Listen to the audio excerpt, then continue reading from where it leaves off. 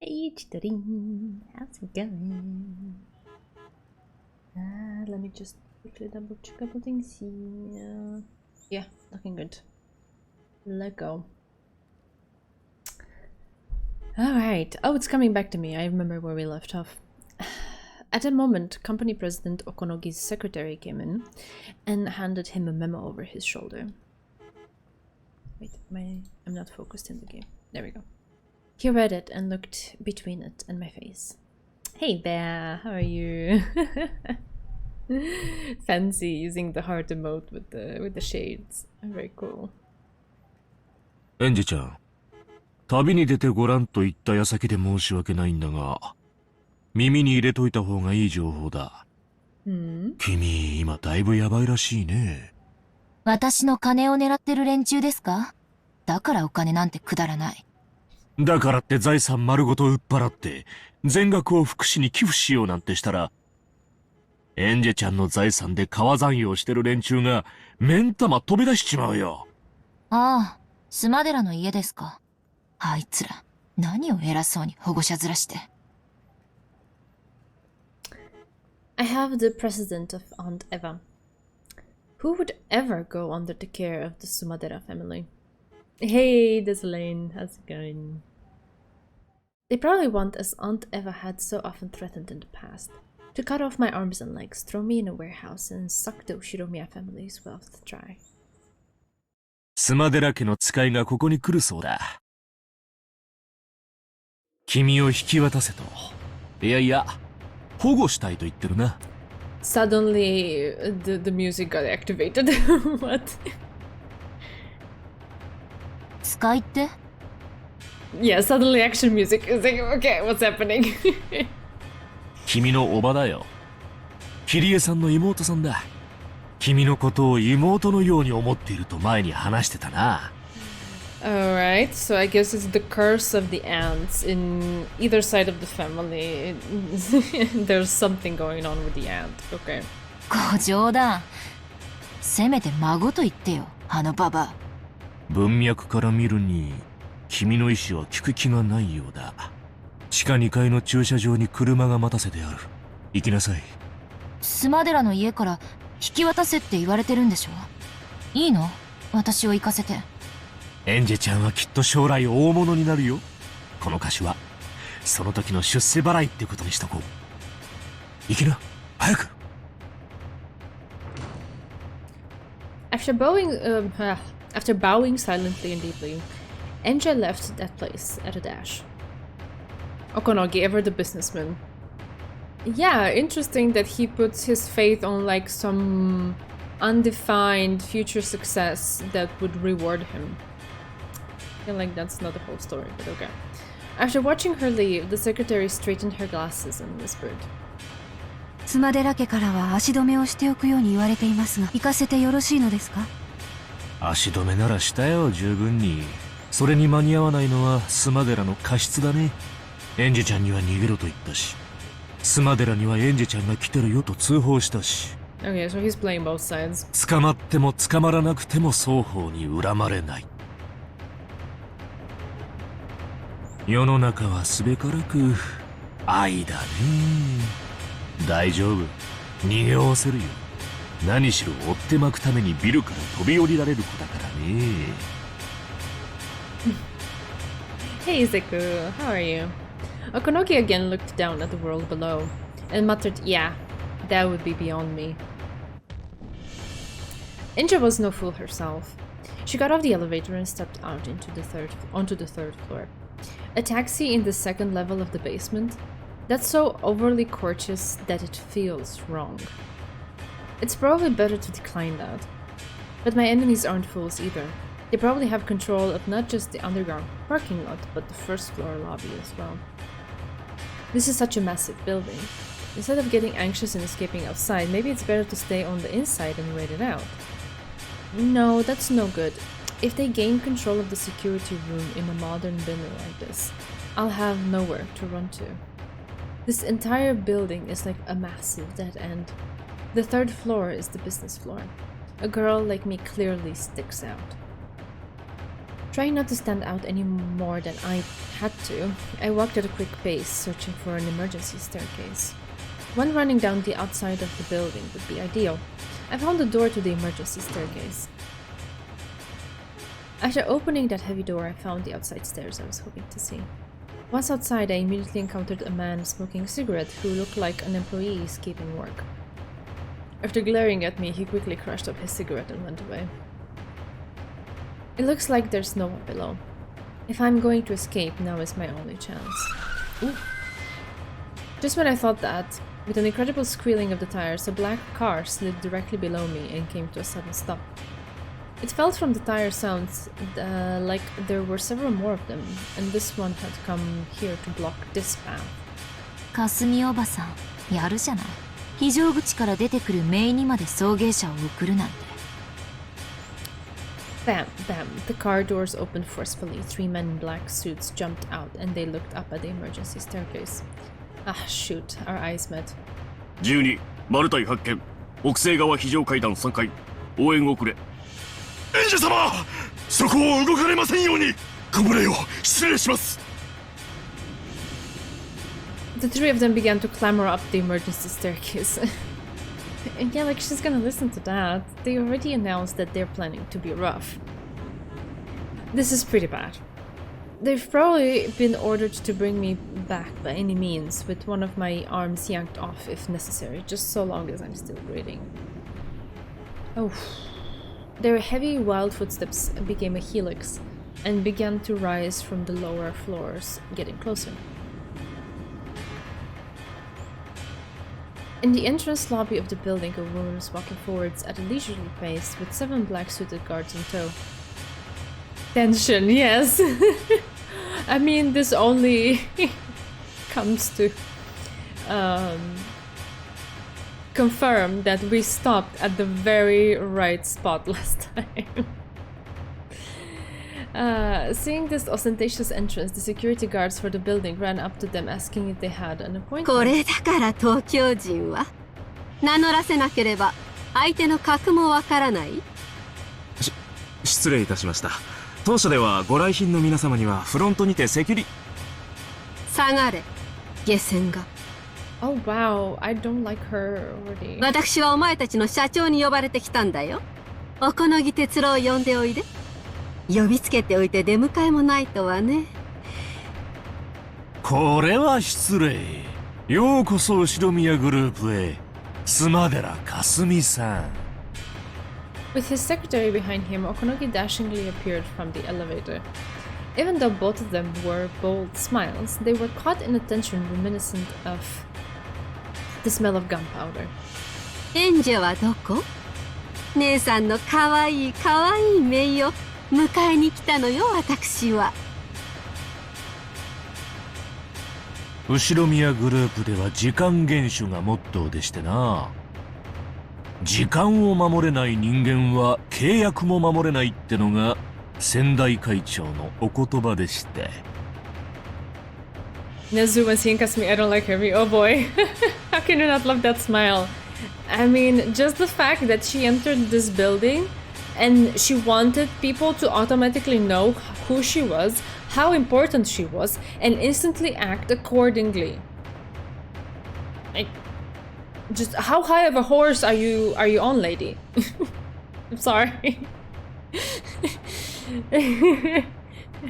I'm open to have my mind changed if anything happens, but like as of right now, she's like, okay, great. To be honest, not even I like Kasumishi's unbearable. Okay.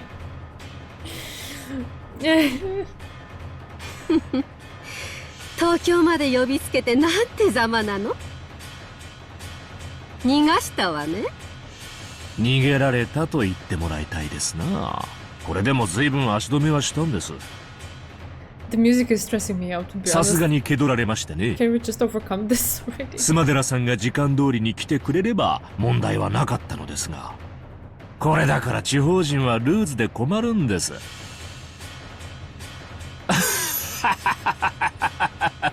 今なんと。I'm a big fan of her as a character, but she's not exactly a wholesome person. Let's call it that. Yeah. この私になんと You couldn't sense any of Kirio's sociability in the face of her younger sister Kasumi. She wore on her face the arrogance of the ancient Sumadera family towards the ruined Ushiromiya family, as well as pride because she didn't want anyone to notice that her family was declining so much that they couldn't ignore the Ushiromiya family's wealth. Of course not, because it's about the money!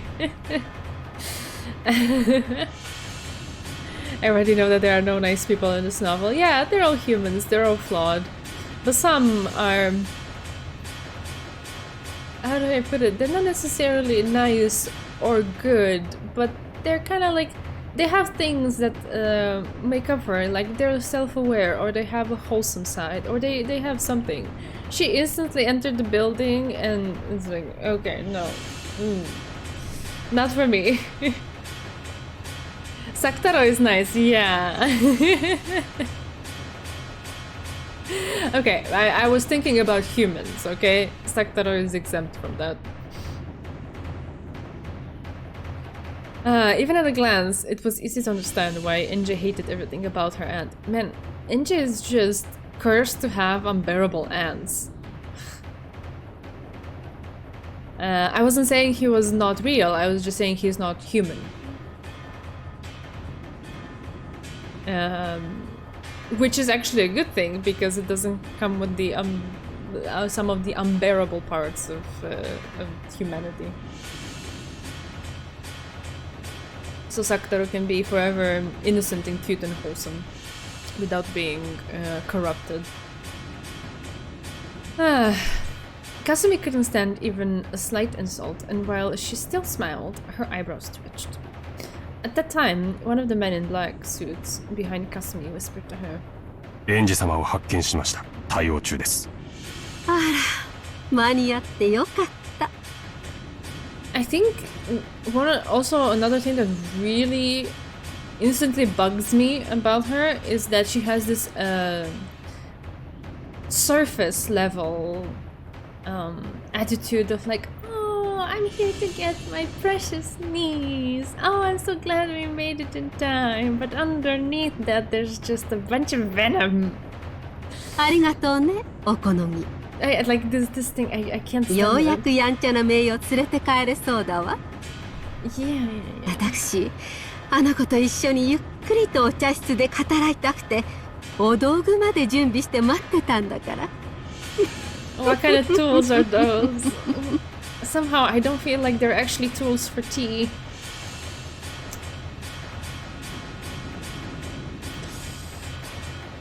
As the violence of the sounds drew a helix, it rushed up at me from below, threatening to swallow me up. Yum yum tea. Somehow I don't trust that, not even tea. Of course, even if I fight them, I stand no chance of winning.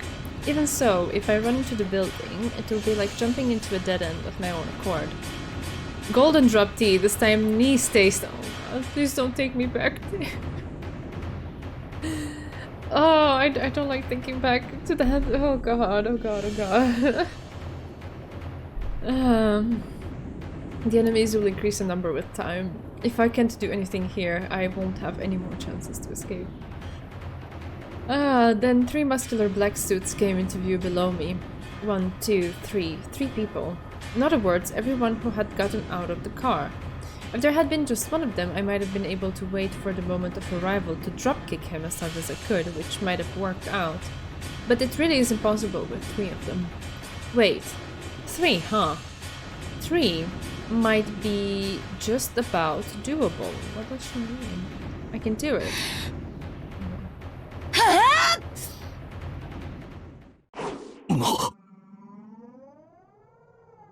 バカやめろ。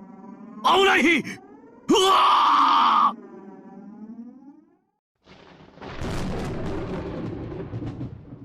ー。01より12確保したか。応答されたし。どうした。応答しろ。なんてやつだ。くそ。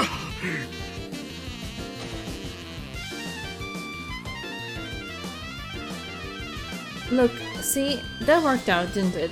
It's just 3. I've already experienced much higher places after all.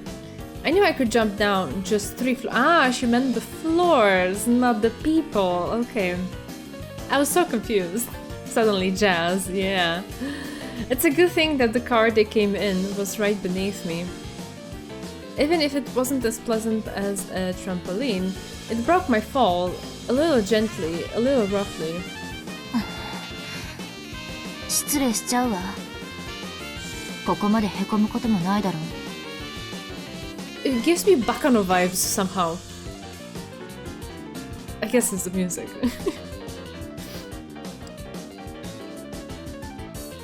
Having broken my fall, the roof of the car now had a massive dent around my body. I guess car roofs are more delicate than I thought. I don't think it's because of my weight. I mean, you wouldn't have wanted it to put too much resistance against you as well, right? So it seems like it worked out. Apparently, the 3 men on the stairs hadn't anticipated me jumping down. Escaping from guys in suits while energetic jazz plays is a very Bakano thing, yeah, right? It's not just me. Right. Having realized that they had been outwitted, they were hurriedly rushing back down. I have to run and escape while I have the chance. As I moved my body, the car roof made buckling and popping sounds. But I had been naive. There was no way they'd have all rushed up the stairs without leaving one person behind. There was one black suit left in the driver's seat of the car that had broken my fall.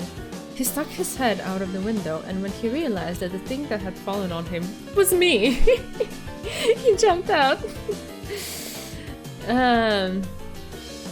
Cars nowadays are pretty much designed to soften impact, so she used car in the intended way.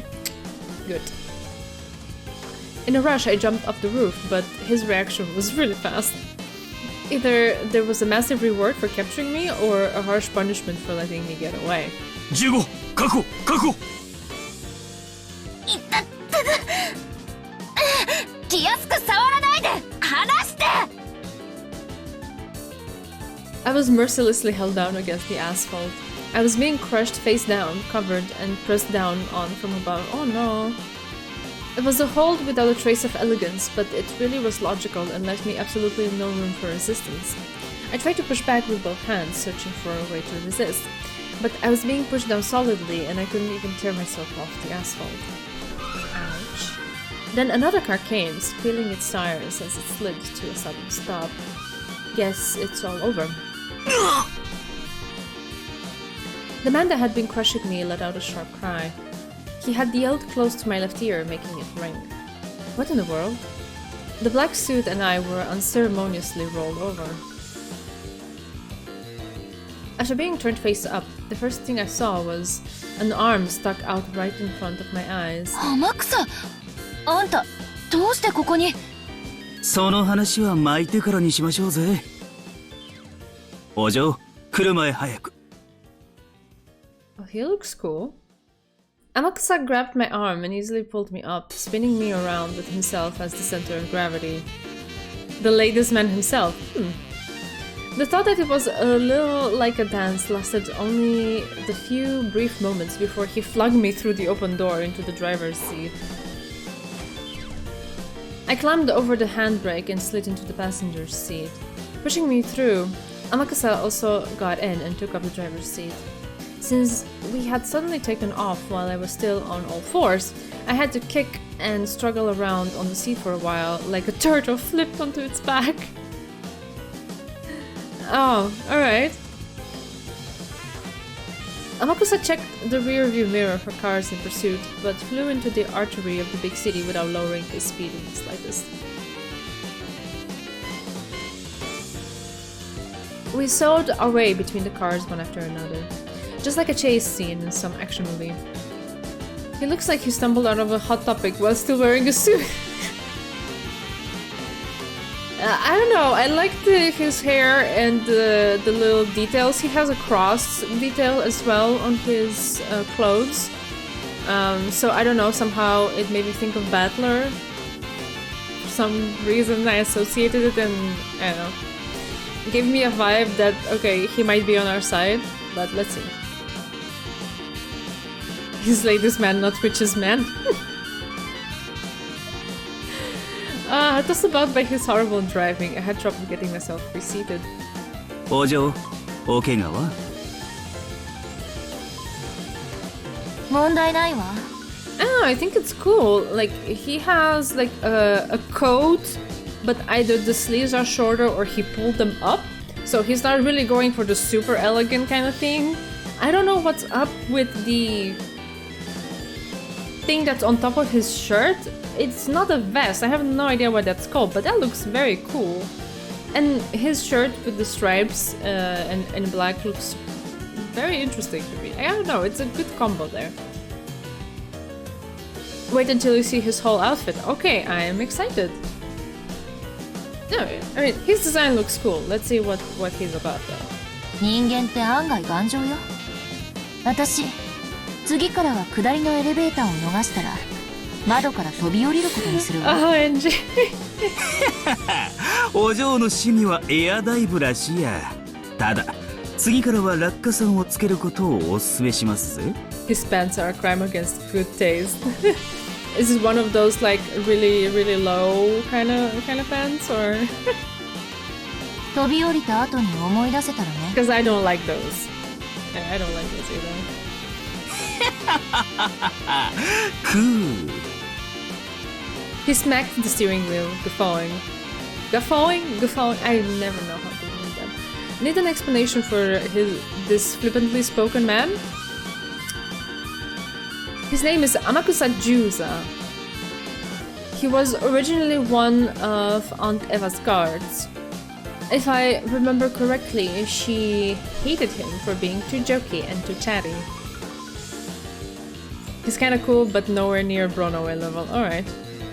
He was especially young amongst the guards, but contrary to his outward flippancy, he had hopped from the 1st Airborne of the GSDF to the French Foreign Legion, placing himself in overseas private military companies and high-class security companies one after another, making for a pretty incredible and unique career. His looks don't match his occupation, that's why I don't like his design. Okay, I see. But I heard that he ran off from both the GSDF and the French Foreign Legion, and that he'll be arrested if he enters France again.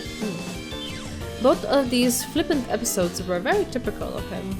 Apparently the guards had been sternly told not to chat with me unnecessarily, but I recall that didn't stop him coming to take a pass at me. Oh, okay. Aunt Eva had particularly disliked that, and I believe she dismissed him right before she died. その軽口が懐かしいわ。クビになった後はどうしてたの？ブラックウォーターでエクササイズの指導を。休暇で帰国したら、小此木社長に高給を提示されまして。で、また脱走？こんな男、何の役に立つのかしら。来週までに帰りゃ脱走にはなりませんので。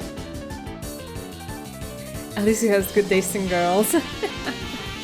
話があったのは昨日です。I mean, we have one data point. I don't know if I can draw a conclusion from there, but alright.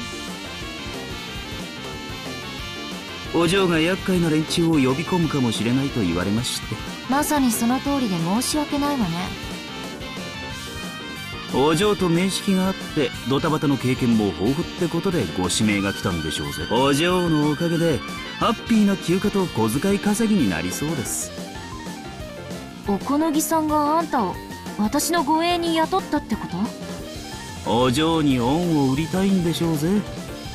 首の後、小此木の社長にはいろいろと世話になってましてね。いろいろと弱みを握られてんで逆らえんのですわ。小此木さんの世話になると後々で高くつきそうね。The piano is busy, yeah. It is quite a busy track. で、あんたは私をどこに連れて行くつもりなの？どちらへでも週末までは雇われてます。それ以降は別料金で。1日いくら？5万で手を打ちます。経費は別ですぜ。軽口を叩かないなら倍払うわ。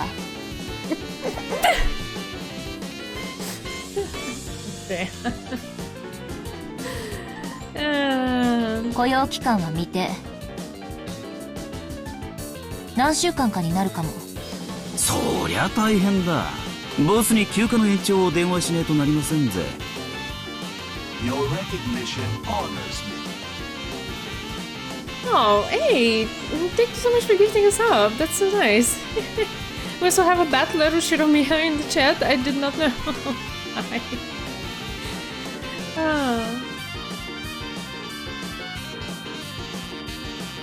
Battora! Yes.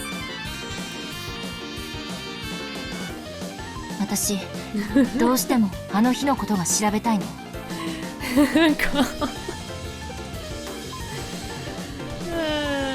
ああ、例の六軒島の。そうよ。12年前にあの島で何があったのか、私の手で納得がいくように調べたいの。Oh, there it is. Oh, someone help me hold her down. She hasn't done anything. She just said the name. Thank you so much for gifting Bella a sub too. That's so sweet. Thank you, thank you.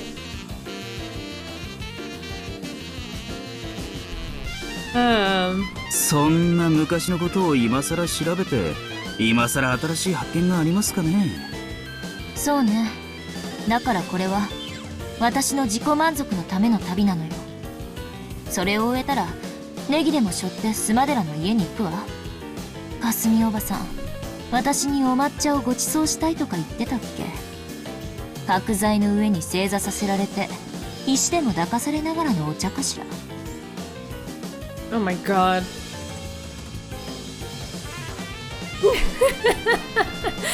Isaac, you're so precious. そりゃおっかねえや。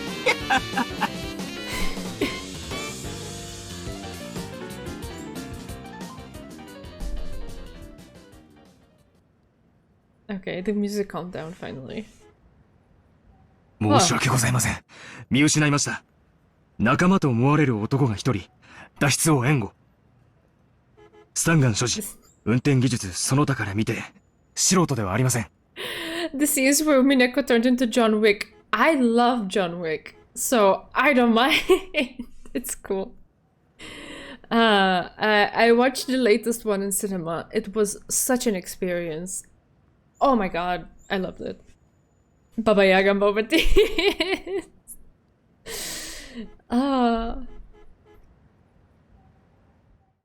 Okay. Possession of a stun gun in his driving. He's no amateur. そう。ありがとう。残念よ、おこのぎ。これがあなたのお返事だということでよろしいかしら。逃がしたのはあんたのヘマだ。俺の知ったこっちゃないね。あなたにもぜひ今度お抹茶をご馳走したいわね。No, no, say no. That sounds so ominous. No, no, no, no, no, no, no, no. 京都においでの際にはぜひお立ち寄りなさいな。No. 行くわよ。あれ？もう帰っちまうのかい？お茶漬けでも食ってけばいいのに。You could have some just what? What does this mean? Wait, I want to understand. Is it in tips? Chazuke, known as Ruzuke in Bubuzuke, I don't know if I read that right, in Kyoto, where Sumadera Kasumi is from, is green tea poured over rice with savory toppings. It is said that in Kyoto, offering chazuke to a guest is often not meant sincerely, but is merely a way of indicating in a roundabout fashion that it is time for the guest to leave, and the guest is expected to know when to refuse. Oh my god.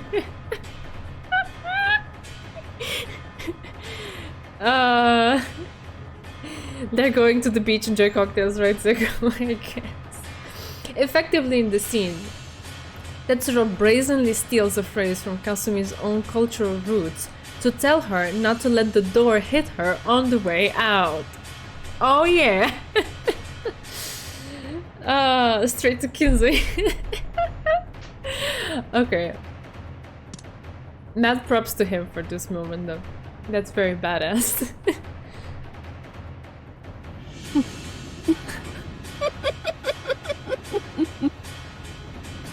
I'd be scared for my pinky's safety if a Yakuza-looking group asks me for tea. Yeah, right? That is the right reaction to have.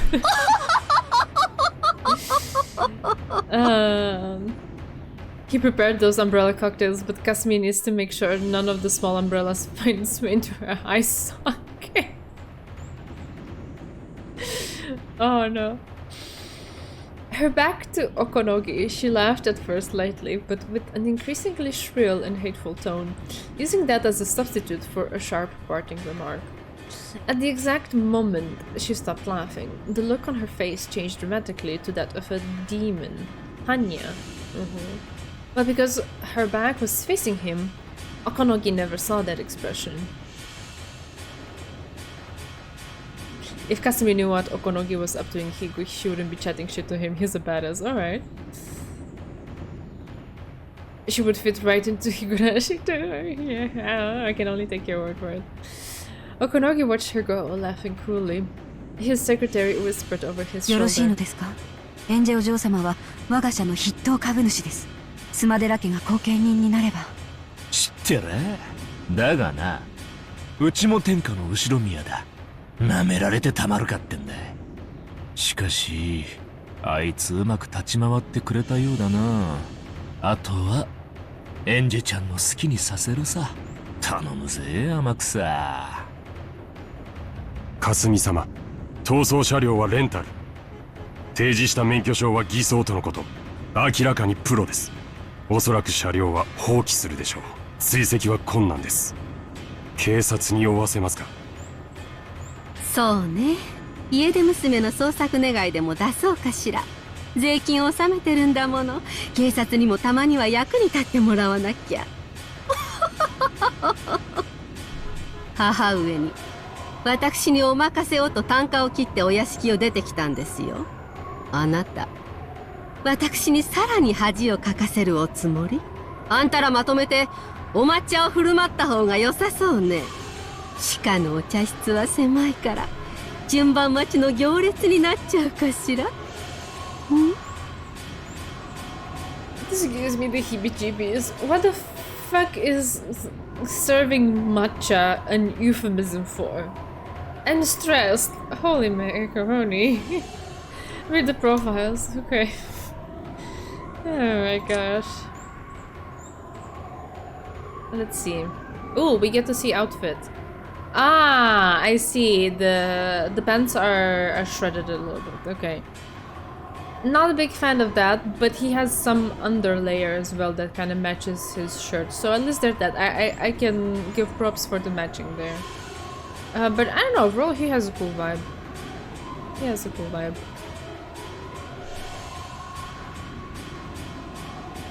He has suit pants underneath his other pants. I don't know if they're necessary. Are they suit pants? Okay.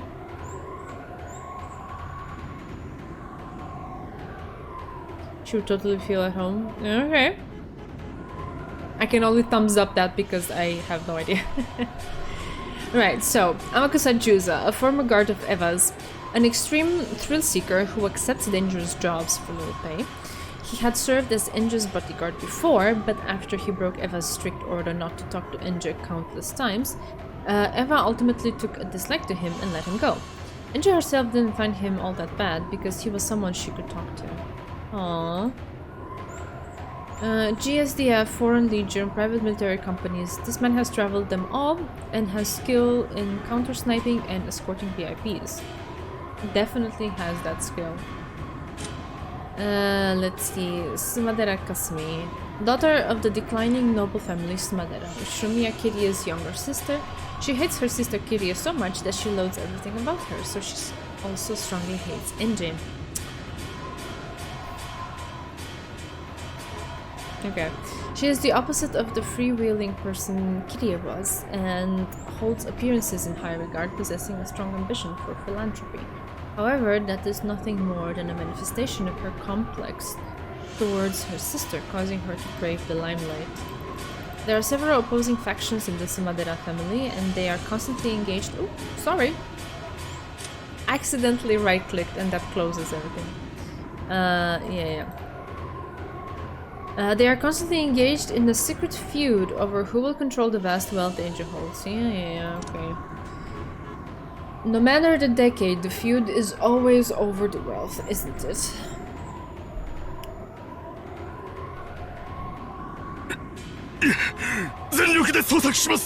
They really don't want the matcha. Must be really 本当 bad. に可愛い子ね。姉さんに本当にそっくり。自分勝手で自由奔放なあたりが本当にそっくり。ああ、もう姉さんにしか見えなくなってきたわ。本当に楽しみよ。Some pretty strong projecting going on here. 姉さんの娘をお茶室にお招きできるなんてね。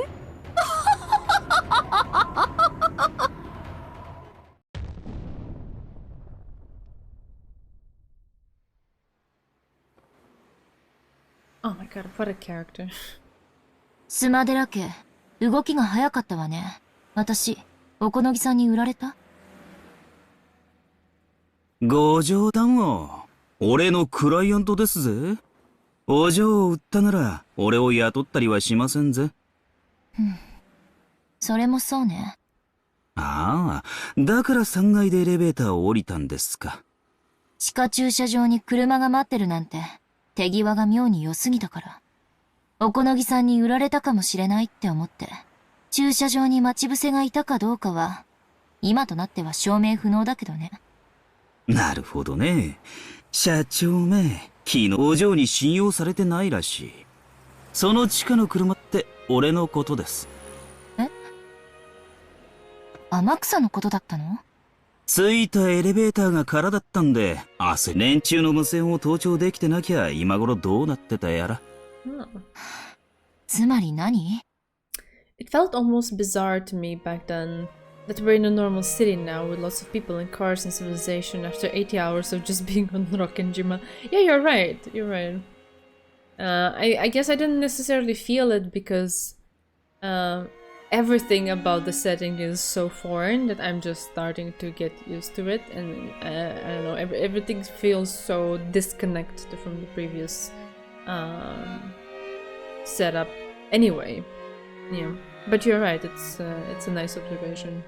私が素直におこのぎさんを信じて駐車場に行ってれば、私は3階から飛び降りるなんて真似する必要もなかったってこと？そうなりますな。ま、結果オーライですがね。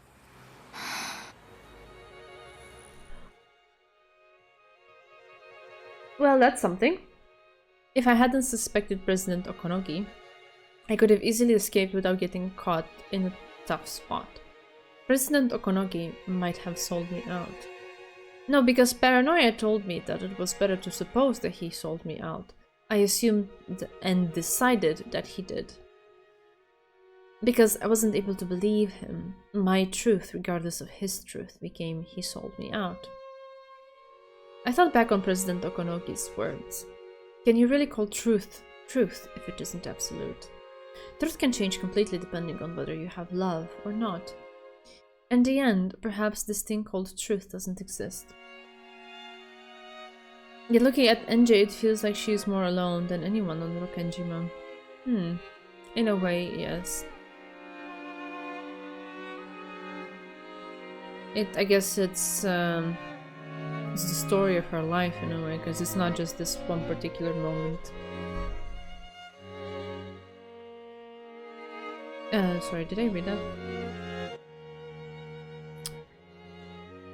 In the end, perhaps this thing called truth doesn't exist. For each person who speaks of it, another truth is born from their interpretations. And that's all there is to it. If I can't accept something that indeterminate as truth, then where does the truth that I really want to find exist? And is that something that can be seen with the eyes? I might be surprised to discover that even if the truth is thrust in front of me, it may be something that I cannot see.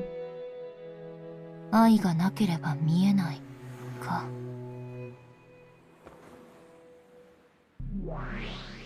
あなたのかけらは随分と賑やかね。退屈しないわ。あなたは言ったわ。12年前の真実を探れと。でも、なんだかわからなくなってしまった。何が？真実って何？人の数だけ真実がある。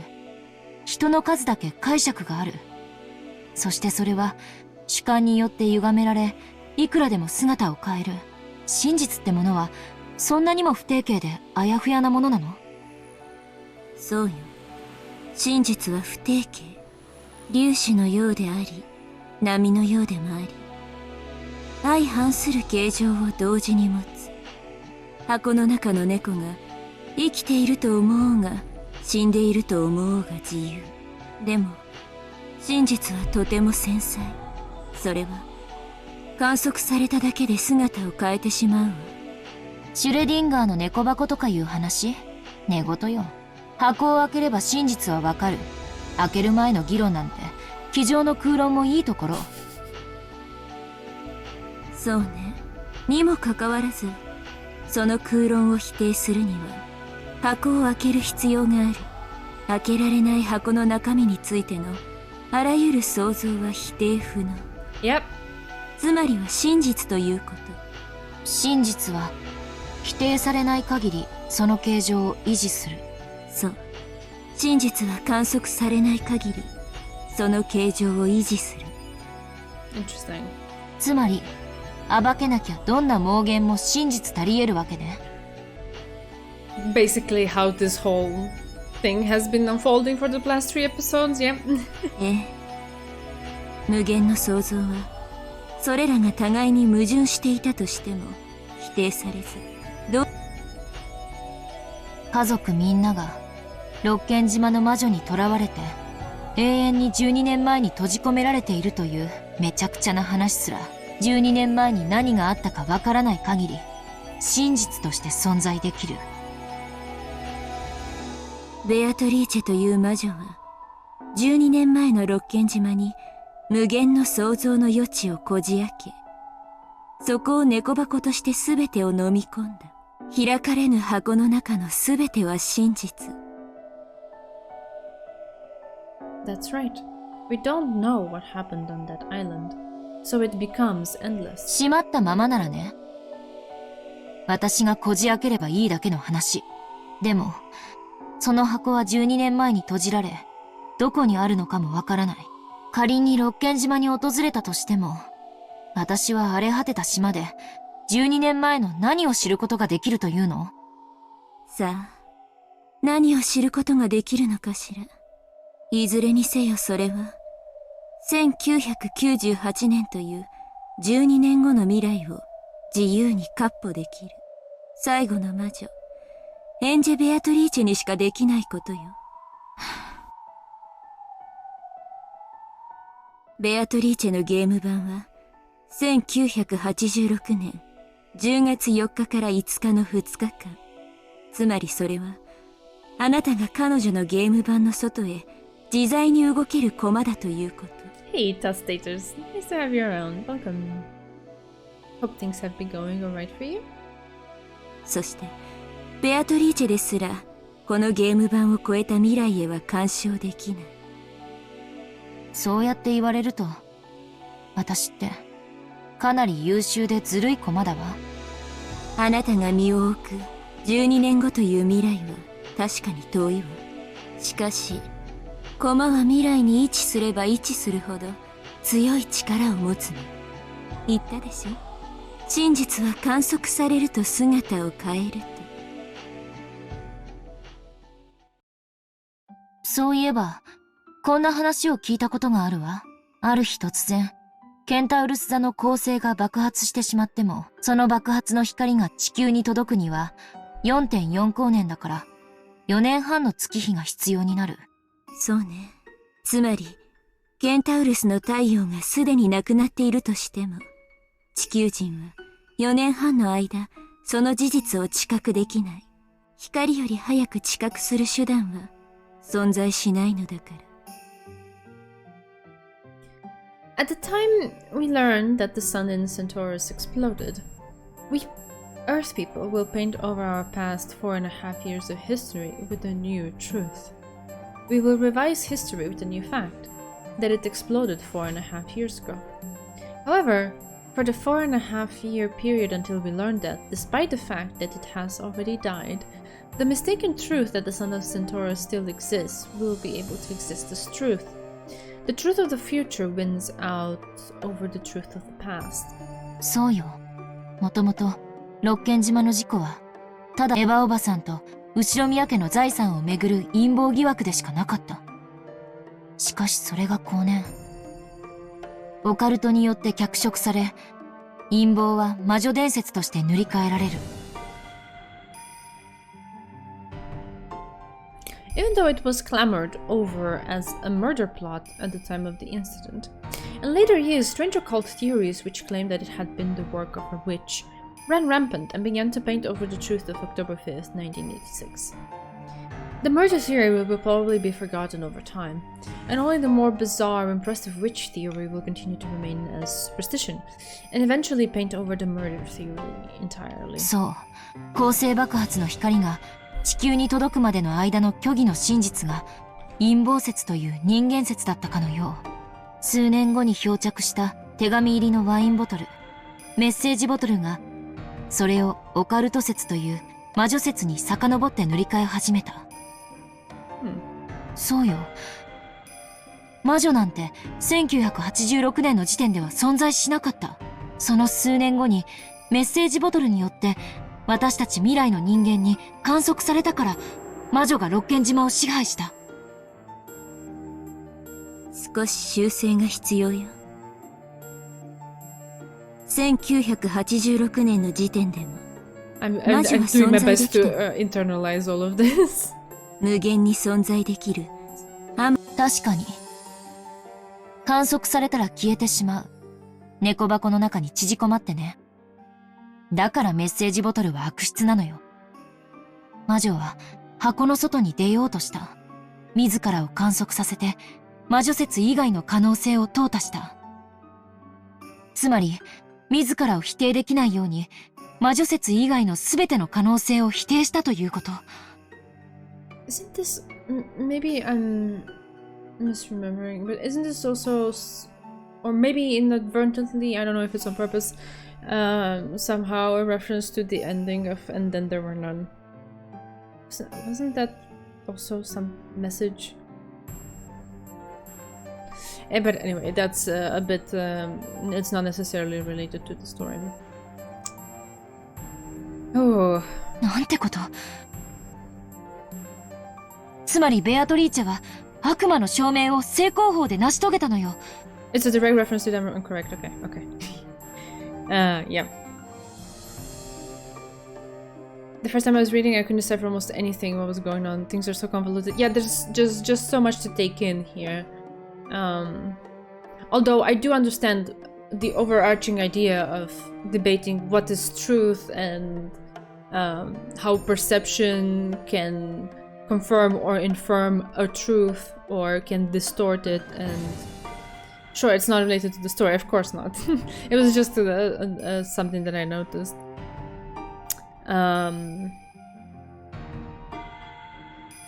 She satisfied the devil's proof with the frontal attack. そしてそれは初めから魔女の計画に組み込まれていた。Thank you, Disney. I'm gonna need it because, yeah, this is a lot. Umineko is very inspired by And Then There Were None by Agatha Christie. The story is rather popular in Japan. Even the host creator likes those books. Alright. I wasn't aware that it's that popular in Japan, but... yeah, I had heard about the similarities, and I went ahead and I read the book. For the purposes of Umineko. When was it that I read it? A month and a half ago, something like that.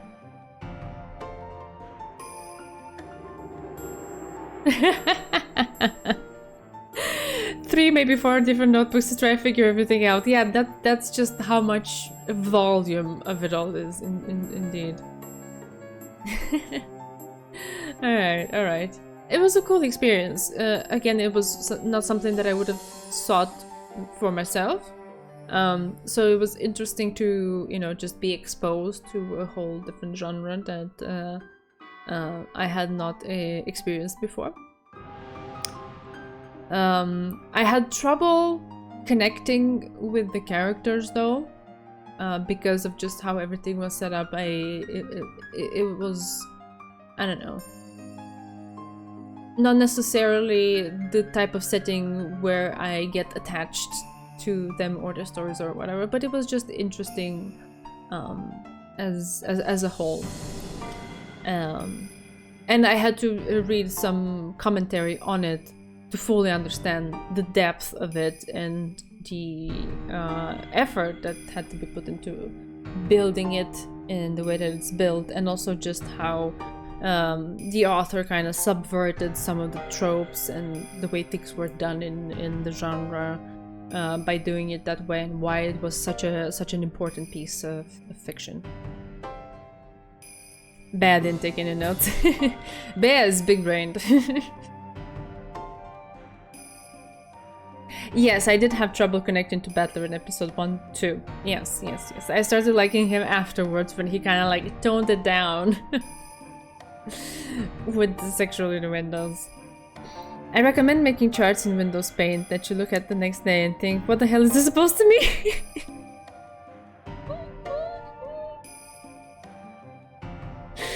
I can already see myself doing that. Yeah. The confused part, I mean, I was like, I don't know what this is. My notes for Umineko are 24 pages long. Alright, that's quite something. Quite a collection of notes. Mystery genre is a big thing in Japan. Okay. Good to know. メッセージボトルは1986年より未来に観測される情報ね。ベアトリーチェにもバトラにも観測できない。エンジェ・ベアトリーチェにしか観測できない。本当はメッセージボトルのことなんて調べたくなかった。だってそれを読むことは魔女の言い分を聞くのに同じ。魔女説なんて妄言を無視している私には時間の無駄でしかないと思ってた。でもおこのぎさんに言われたわ。片方の目だけじゃ物事を立体的に見られないって。魔女否定の視点と同時に魔女肯定の視点も必要ということ。それは正しい考え方よ。視点の数は分母に同じ。視点の数が1では分子である謎はわずかほども減らない。しかし視点の数が増えれば増えるほど謎は割り算されていく。わかってるわ。Okay, I can follow at least that.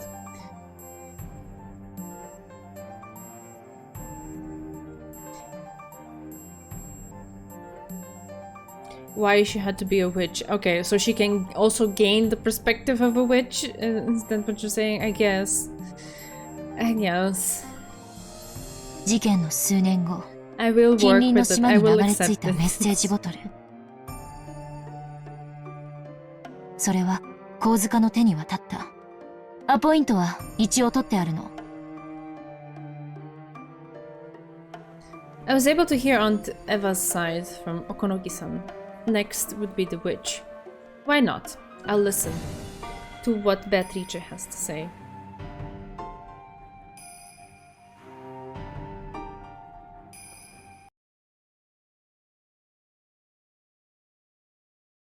My memory is very bad, so if I were to answer that question, I don't know if I would be right or wrong. Sometimes I remember... 余命3ヶ月。 Sometimes I remember the weirdest of details, and sometimes I don't remember things that should have been like obvious or something. So I trust more the answers from the others. Yeah, no worries. Name of this chapter? Chapter 4. Red Truth, Blue Truth. Oh god. Oh god. Okay.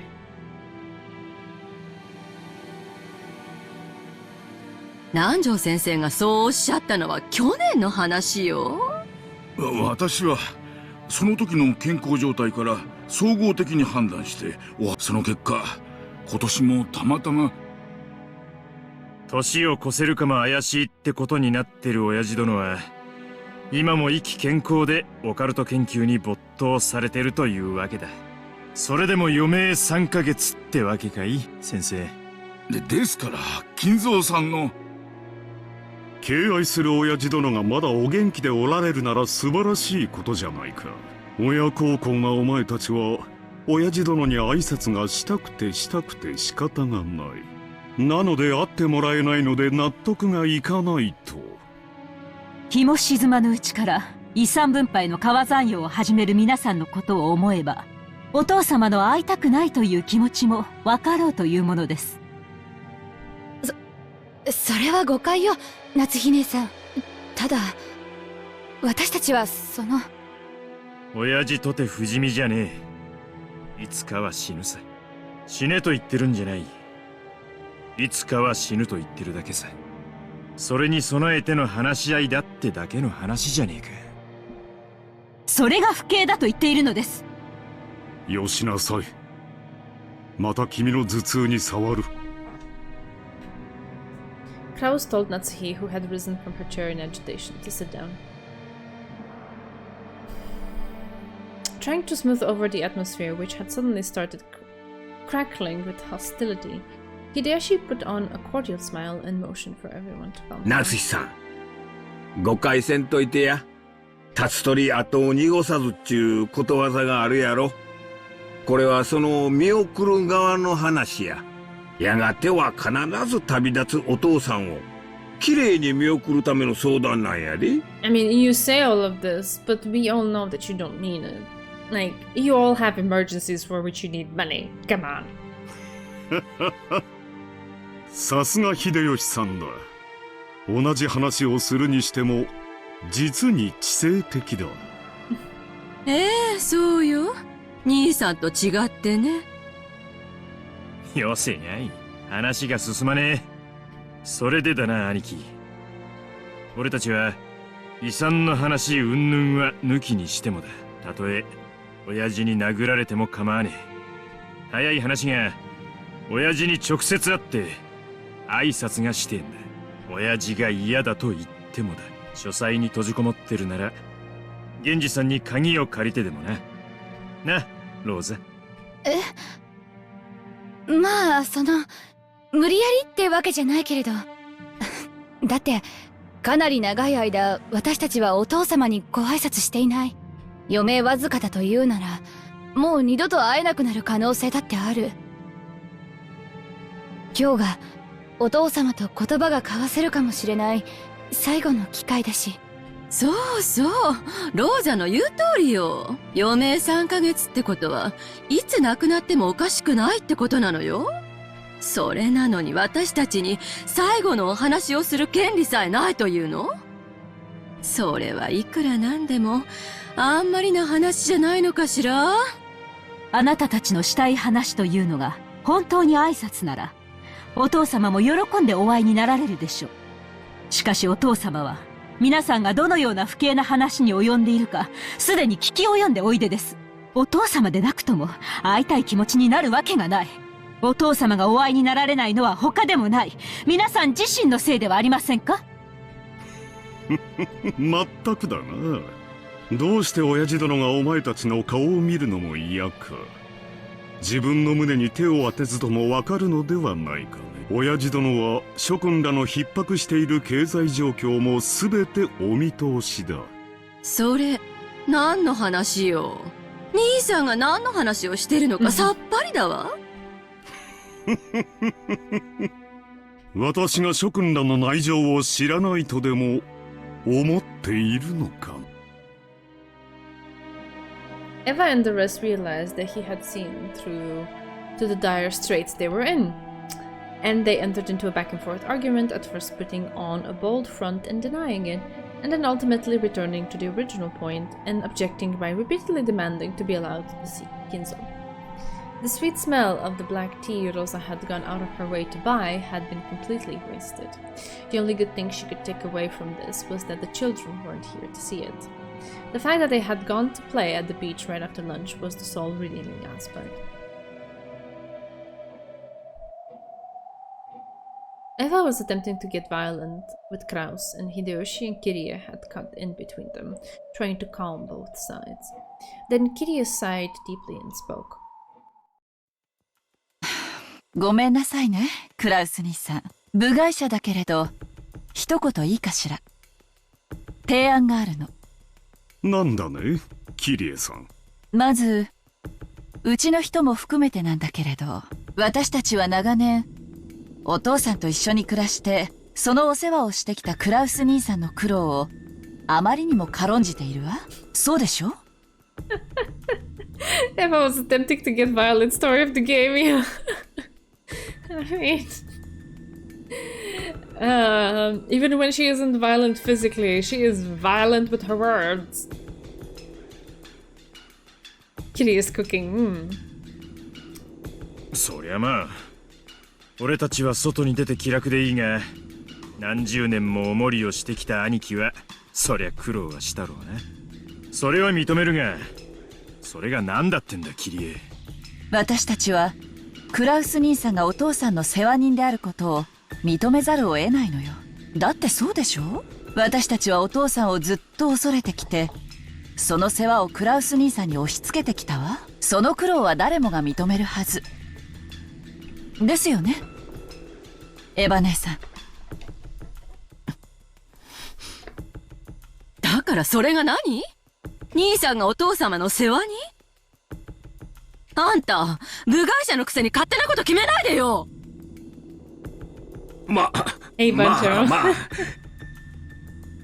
Everyone is up to something in this novel.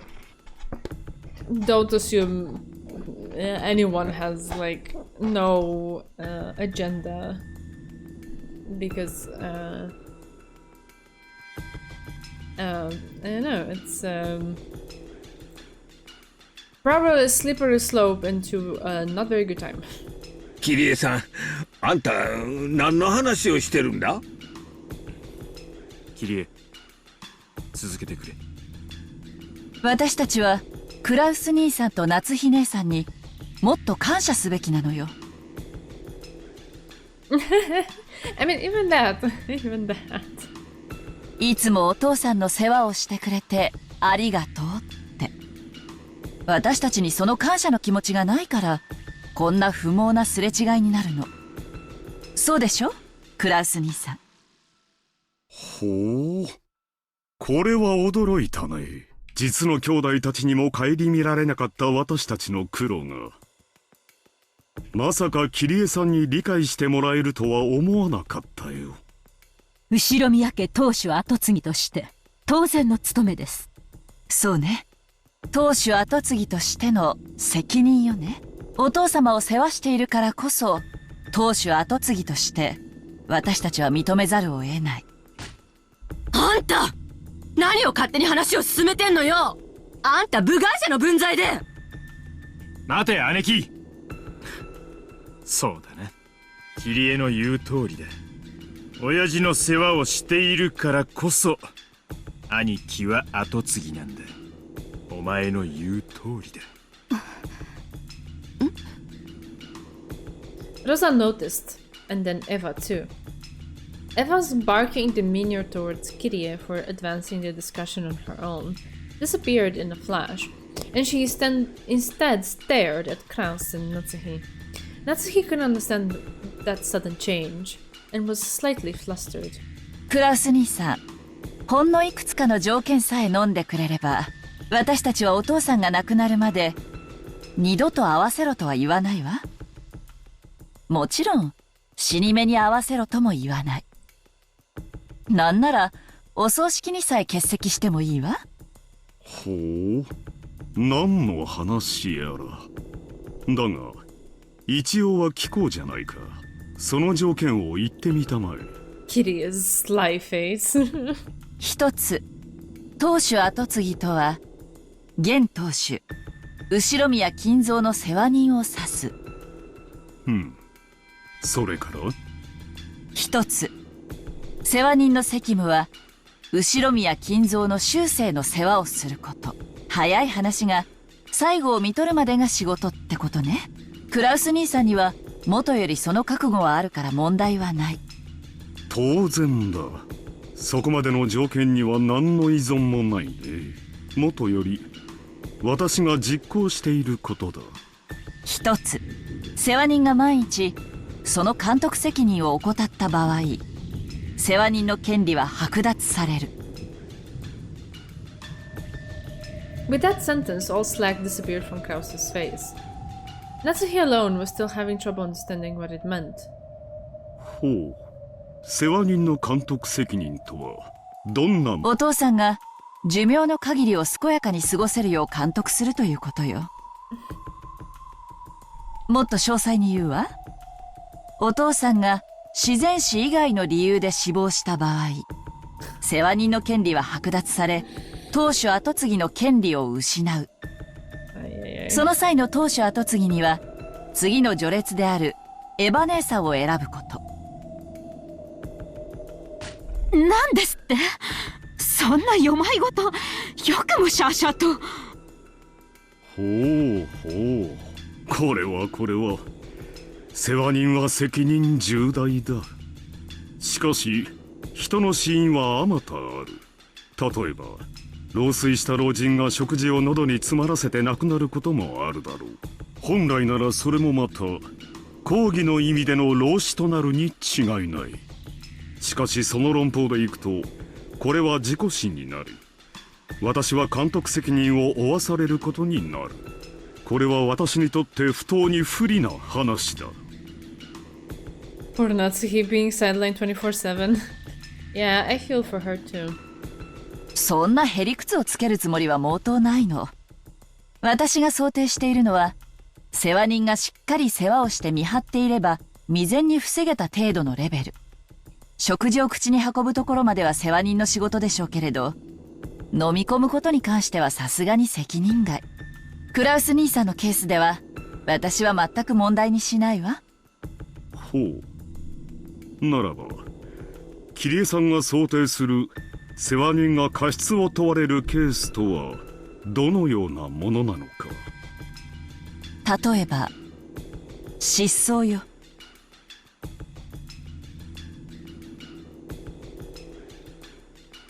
ほう。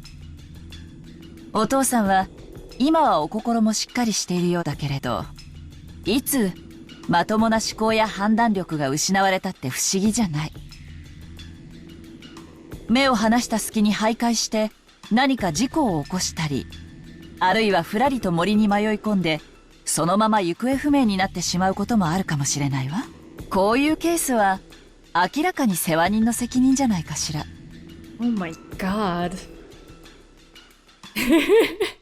Like hypothetically. お父様はお心も健康でいらっしゃいます。This is making my brain spin and almost hurt because I'm now thinking of all of the awful ways in which he met his end, or like things that happened around him, and it's like, was it for this? Is this why? I don't know. It's not that him being burned or whatever the heck happened to him doesn't, like, on its own warrant being a little bit put off by it at the very minimum, of course. But just having this layer on top of it's like, ugh. Okay, I have no words. Let's move on. We don't even have anything concrete to go off right now. It's just it just seems related at the moment. ユニコと書いてなんてこと。お父さんがある日突然森の中に入っていくのを見た。後を追ったけれど姿が見えない。警察も呼んで探したけれど、その後7年間探しても見つからなくて失踪宣告。それをもって死亡扱いというのは認められないって言いたいの。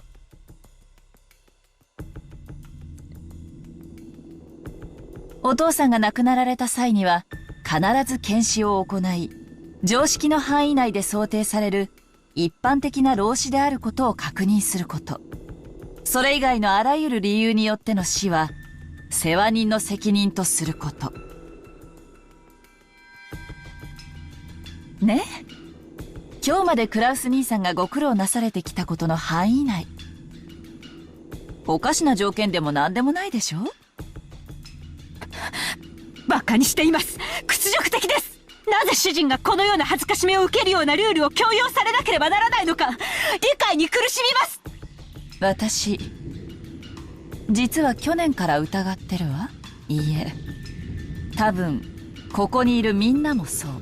エヴァ姉さんも秀吉兄さんもルドルフさんもローザさんもみんなずっと疑ってるけど、あまりに恐れ多い想像で口にしなかっただけ。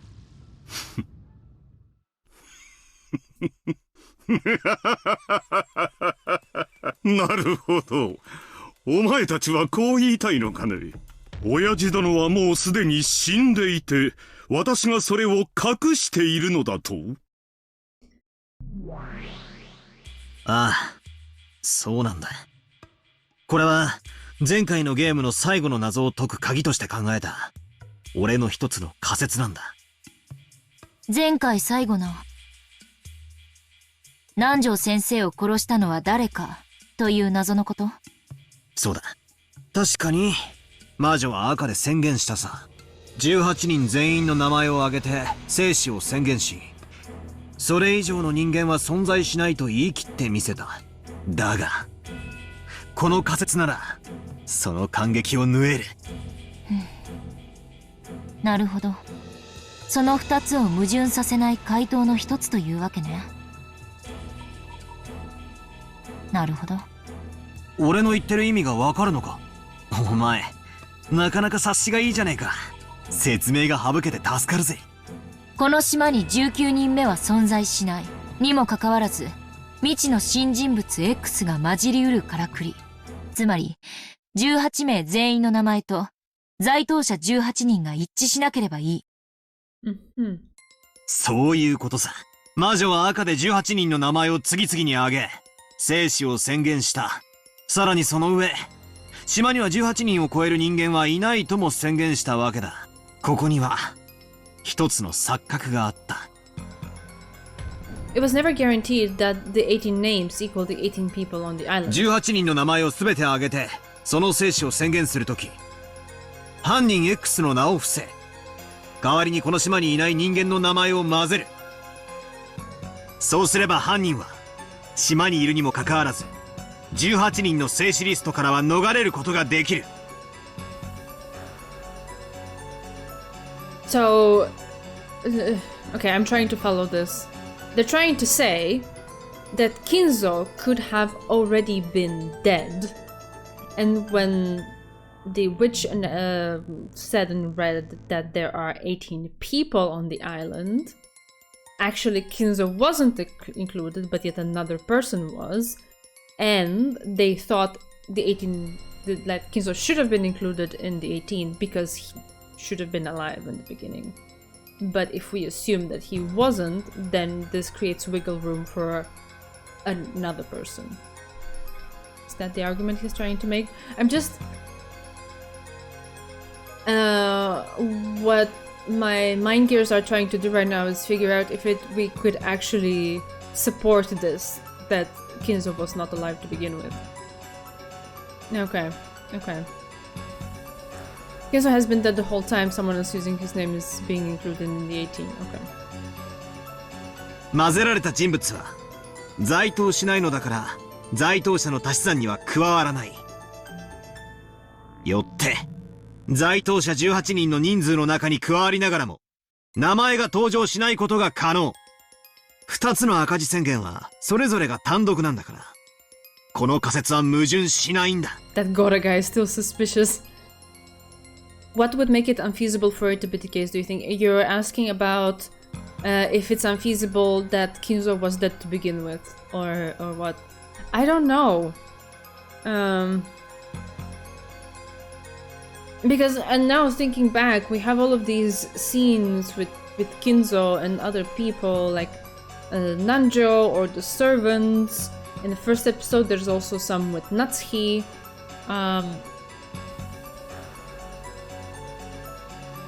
I don't know. They're also like so distant from me because if there was ever any mention of Kinzo, it was in the beginning of episodes, and so I feel like there's like been some time, and my memory could be failing me as well in some of the details. I'm like, oh god. Okay, let's just see where they take it.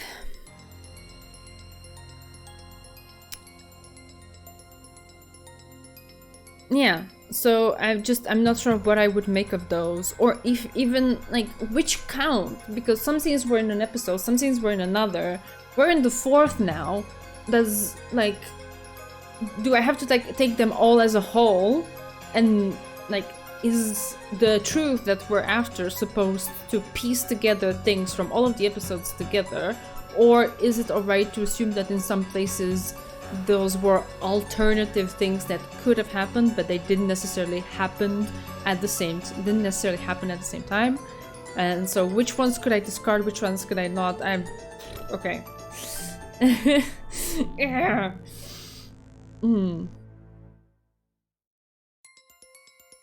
Okay, so I understand what they're trying to say here, その but 犯人の名をごまかすために使う人物名にはいくつかの条件があるわ。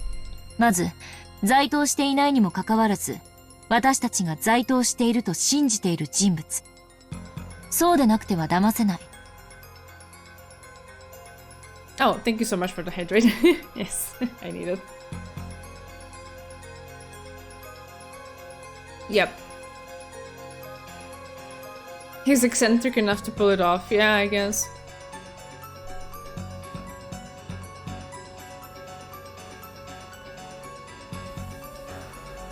そして、その人物は死んでいることが好ましい。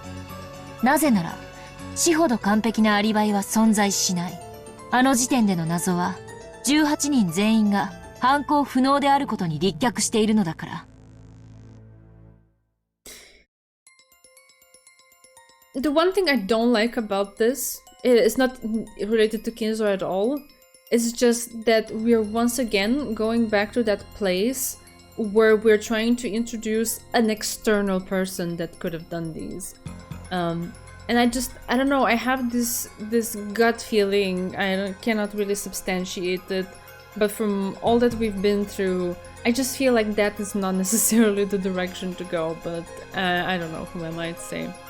Hinzo is just busy playing AC6 with his Mekatorichi. Oh lord. そんなところ？ああ、そうさ。そしてその人物がまさにじい様なんだ。今キリエさんが言わんとしていることはただ一つ。実は部屋に閉じこもってて誰にも会わないと言っていることになっているが、じい様はすでに死んでいて。NJ is the new suspect. クラウスおじさんがそれを生きてると嘘をついてる可能性があるってことなんだ。Yeah, she was 6. I'm pretty sure she could pull it off.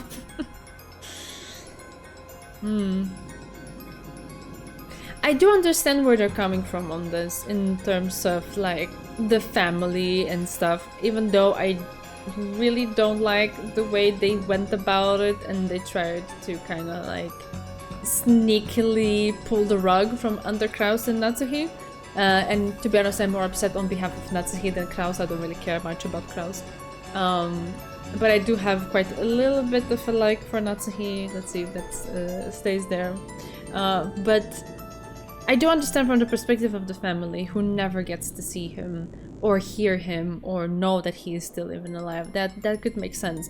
But I'm really confounded because what am I supposed to do with all of the scenes that we've had? Like, I already have his voice like imprinted in my brain, screaming Beatrice. What is that supposed to be for me as a reader? I don't know.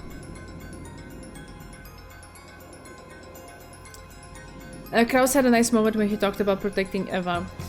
Right, okay, I don't mean I don't mean to be super harsh. I just don't really have that deep of a connection to his character as of now. If there's gonna be more in the future, I am open to it. But as of now, I care more on, like, I'm more upset on behalf of Natsuki than on behalf of Kraus. That's all I meant to say. Okay. That's right. Grandfather has been closed up in his room this whole time, and no one's seen his face. Maybe he's already dead, and Uncle Kraus and the rest are conspiring together to trick everyone into believing he's 金 alive. 蔵が死ねば遺産分配が発生する。しかし、金蔵が死ななければ、いえ、金蔵が死んでも、それを告知しなければ、遺産分配は発生しない。つまり、クラウスおじさんは、じい様の財産をすべて独占できる。そうさ。動機は十分なんだ。Sure, maybe a 19th person X really doesn't exist on this island, but the person X did exist. And that person was the 18th つまり、 person. Oh man, the この way 島 they're の本来 phrasing の it 人 is 数 so は confusing. 18人じゃなく17人だったんだ。 Even if it turns out Kinzo is alive and they're wrong, it's an example of a way to get through the Nanja murder that seemed completely impenetrable. Right. Yeah, sure. Back in the day when I was reading Lord of the Rings, I had a very distinct picture of how orcs and hobbits would look like, and that was way before the movies. Wait. How is that? Wait, sorry, how does that connect?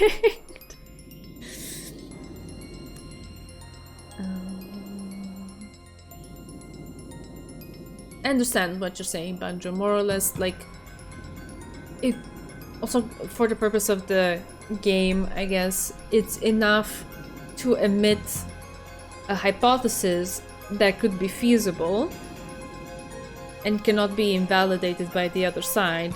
It doesn't necessarily have to be the absolute truth of what happened.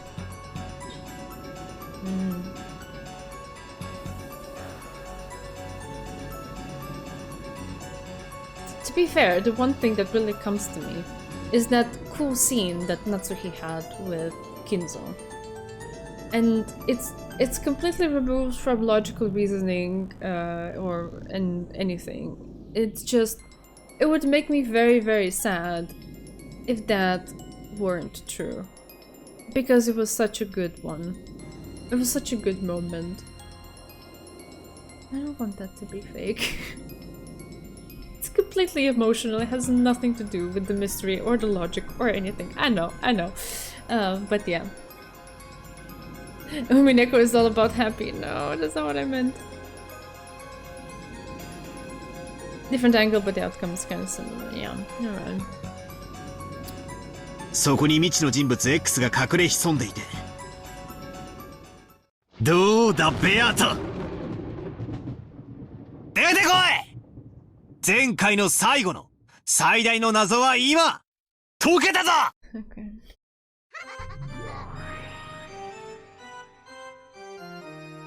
As Battler declared that forcefully, the crisp sound of clapping came out of nowhere, and their surroundings turned bright, becoming the usual witch's tea room.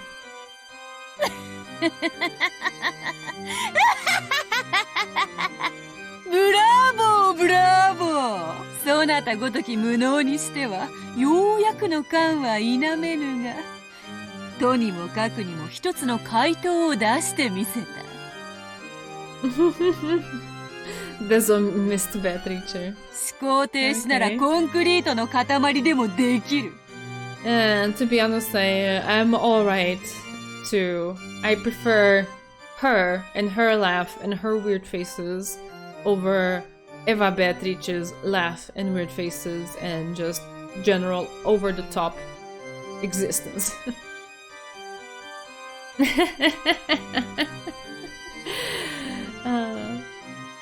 つまりそなたはようやく今、ようやく知性ある存在に進化できたわけだ。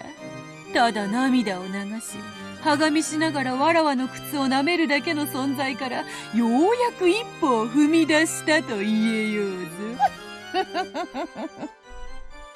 こんなくだらない言葉遊びで前回は翻弄されてたとはな。俺も自分の情けなさに腹が立つ。さあベアト、副賞要求だ。在当者18人の中にじい様は含まれてると宣言できるものならやってみろ。ああ、できやしねえさ。すでに死んでるんだからな。てめえのまやかしはこれで終わりだ。さーて、どうしたもの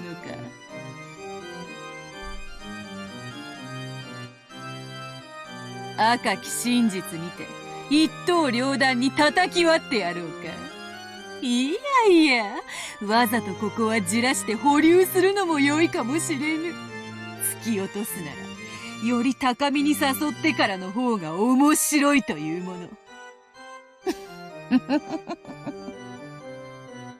As Battle sneered obnoxiously, it even looked to me as if she was still searching for the perfect expression to tick me off even more. As though she was saying that the answer I had finally reached was entirely too ridiculous. In contrast to my visible annoyance with the witch's attitude, Gretel had a blank and composed expression on her face. Almost as though she had expected the witch would act that way. I mean, we all expected that. I don't know how you were the only one who was surprised or something. Just Beatrice is gonna act like that. なるほど。バトラが学んで成長するように、魔女も学んで成長するのね。どうしたよ、ベアト。もったいぶるんじゃねえ。苦笑できるってのかよ。こさえろ。よしなさい、バトラ。魔女は安易に答えないわ。自らが利すると思わない限りね。何？どういうことだ？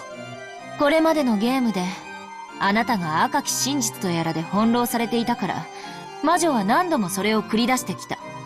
でも、今や状況は違う。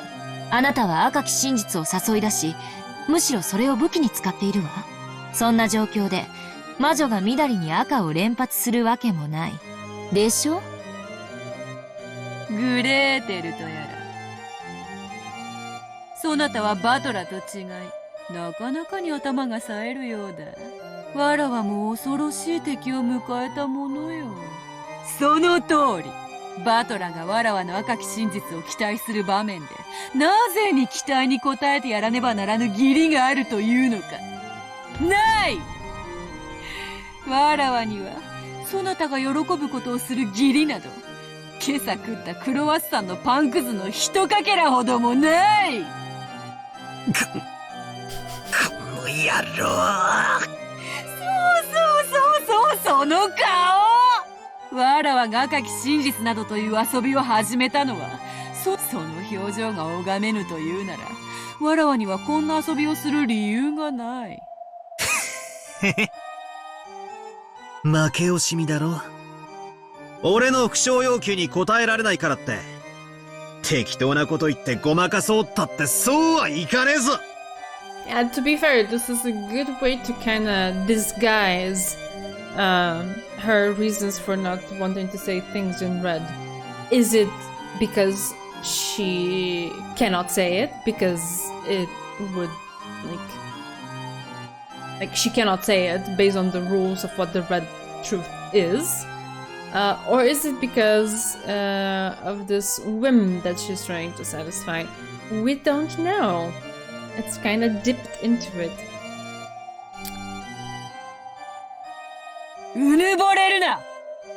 その程度の答え、造作もなく切り捨てられる！ It's a cat box. Indeed. I love seeing these two bicker back and forth. It's so entertaining. Yeah, I guess so. だが、それをわらわはわざわざ赤で言わぬ。そなたが求めるから言わぬ。なぜだかわかるか？さっき言ったわ。一番美味しいところで突き落としたいって。その性悪な魔女はね、あなたが求めるところではもう赤は使わないって言ってる。つまり復讐要求なんていうお遊びにはもう付き合わないってことよ。その通りその通り。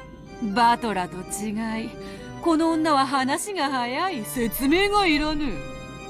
わらわはわらわの望むとき、わらわが好むように赤き真実を語る。そうね。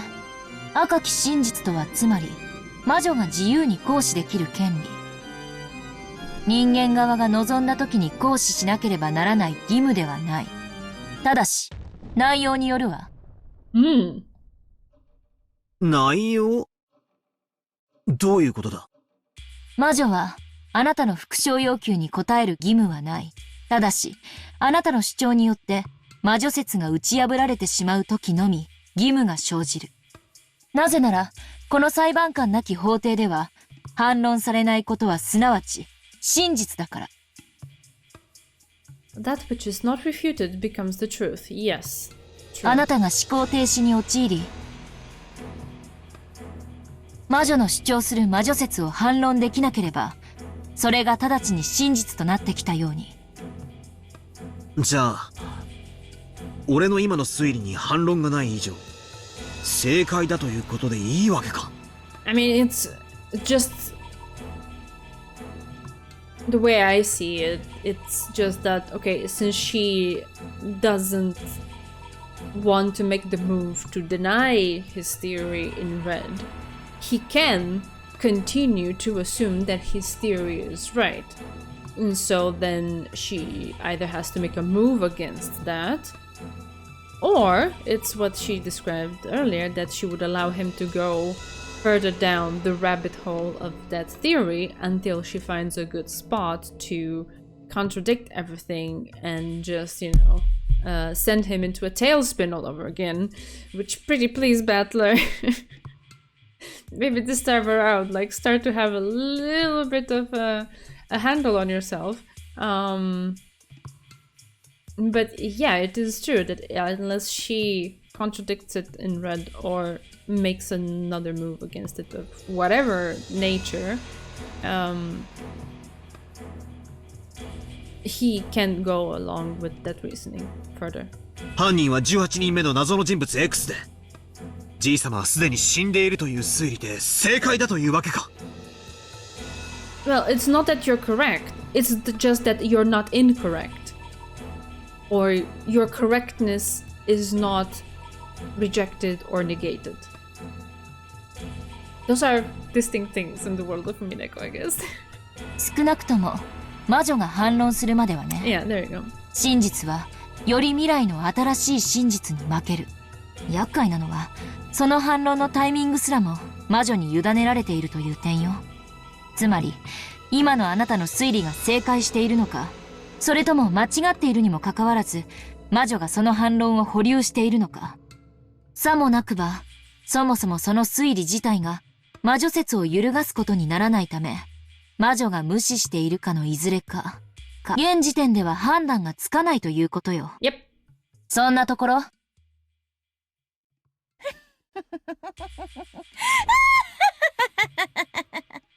ベルンカステル教名、つくづく厄介な駒を送り込んでくれたものよ。おかげでわらわの出番がさっぱりない。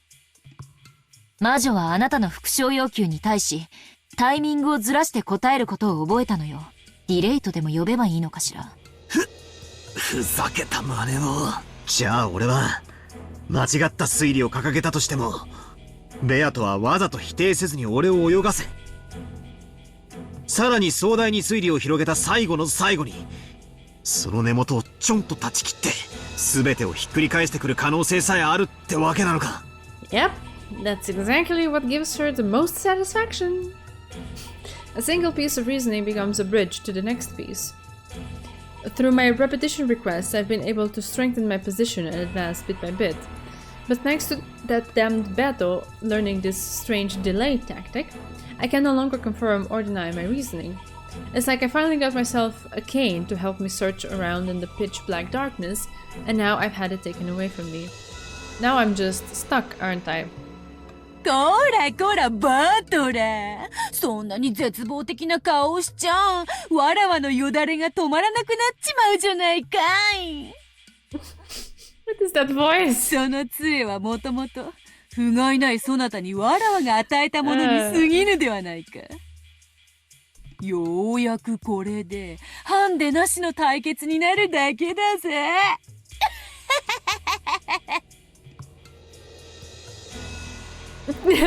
Thank you for the reassurance, Bear. I wasn't necessarily going for a shotgun in terms of his coolness, but でも、 okay. だからといって副将要求がバトラの反撃手段の一つであることに変わりはないわ。すでに言ってる通り、魔女は魔女説を打ち破る致命的なものに限 Yeah, り if you make such a good argument that disproving it in red is the only move that she has left, then she will have to take it. Otherwise, you win.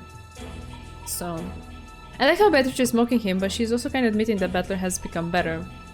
Yeah, she's doing that. And she has layers to the way she talks. I can see that.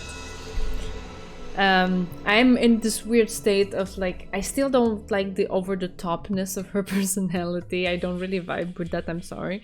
And at the same time, I am so relieved that it's just her again, because I don't want another Eva Beatrice moment ever again. Like, I'm learning to be grateful for the things that we have.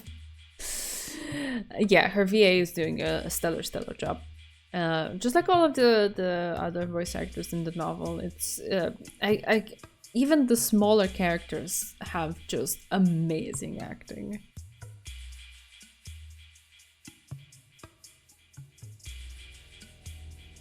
反論の義務、すなわち赤き真実を語ることが義務となる。Yeah. 反論のタイミングこそ魔女の自由ではあるけれども、それは必ず履行されなければならない。そうよね。うん、そうなるであろうな。ゲームの終了時までにわらわがバトラの提唱する人間によるトリックを否定できなかった場合。Exactly that, Staters.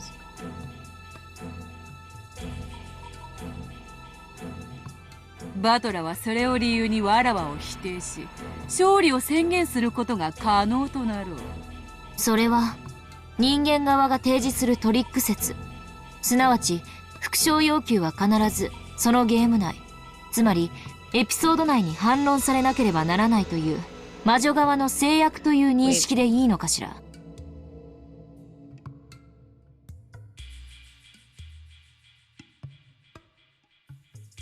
We can view this as a restriction on the witch side to that effect. そうなろう。バトラの目的は、わらわがこの島で繰り広げる愉快なゲームのすべてを人間で説明し、それをバトラが成し遂げたなら、その時点でバトラはゲームの勝者となるであろうぞ。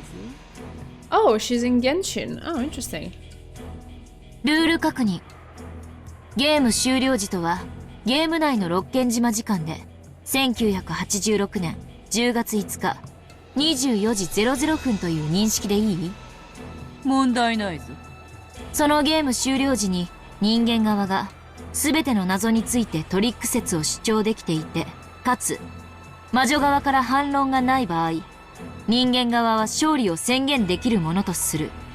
Oh, I think I was confused by what she meant as a trick theory. She just means a way to explain everything with humans, like the trick that could have been played to make it look like fantastical whatever, but it was actually all along a human or a set of humans. Okay, I think that way of referring it kind of threw me off earlier. I don't know why, but that's alright. Trick versus magic theory, yeah. Her character also has a golden line of swords there. Oh, interesting.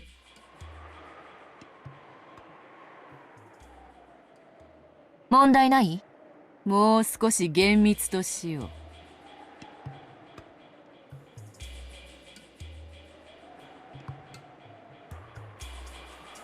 う。ゲーム終了時に魔女側には反論の機会が与えられるものとする。時間を切ってもらうわ。1分よ。おお。1分以内に反論が行われない場合、勝利は宣言されるものとする。ならば同じルールをそちらにも課させてもらおうぞ。ゲーム終了時に人間側は与えられた謎に対し1分間の反論時間が与えられる。One thing I hate in life is doing things under time pressure. I have hated and been absolutely miserable every time I take an exam or anything that has like a time box particularly when it's very short and things are very stressful, I am still inside my heart a little bit traumatized by an exam I had in first semester of university, where we were supposed to just answer as many questions as we can in 25 minutes. And they weren't like simple questions, like you have to write a word kind of answer question. They were like things that you needed to solve and think about and then provide an answer. It was nerve-wracking. This thing being 1 minute? Okay. Okay. その時間内にたった一つであっても反論されない謎が残った場合、魔女側の勝利となり、そのゲームは終了する。兆候を理由にゲームを止められては今日をそぐのでな。くそったれ。俺を抜きで話が進んでやがるぜ。だが話は大体分かった。俺の不詳要求は即座でなくとも必ず反論されなくてはならないわけだ。Time pressure, don't worry, Battler will use a shotgun. And do what? Shoot the clock?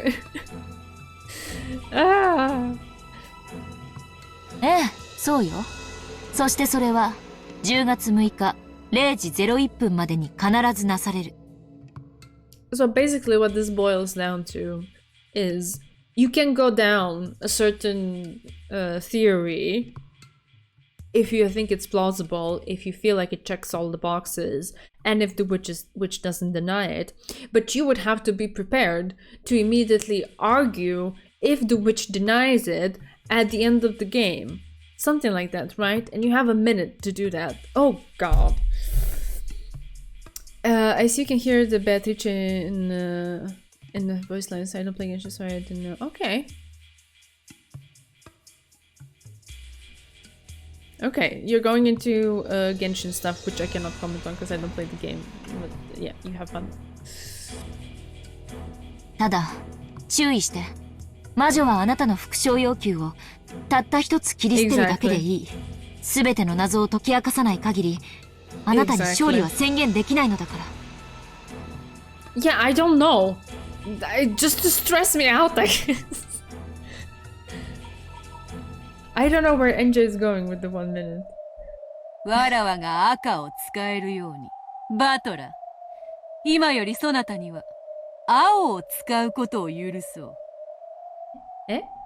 そなたはわらわの魔法殺人を人間とトリックで説明する際に、わらわはゲーム終了までの間にそなたの青を赤にて反論する義務を持つ。So it's kind of like a highlighter of the most essential parts, and if she can counter that with red, then the hypothesis crumbles. Is that it?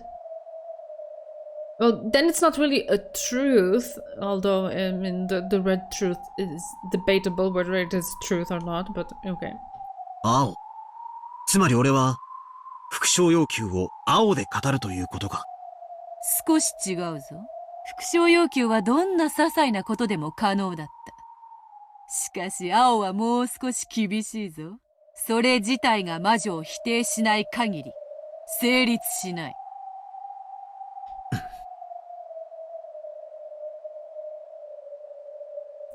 Because she's like, okay, you lazy bones, at least pay real close attention to these parts.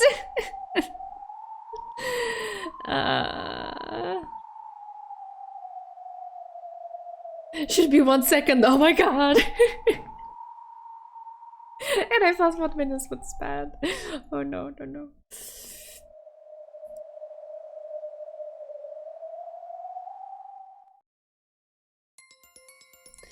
It's starting to get confusing, you don't say. But it's more or less something like this. Let's take one of the repetition requests I made during a past mystery as an example. The number of master keys is 5. It had been claimed that there were only 5 master keys, so I made this request to confirm that the number really was 5. But since that by itself doesn't deny the witch, I can't say it in blue. So in order to speak in blue, I would need to say something like this. The actual number of master keys was greater than 5.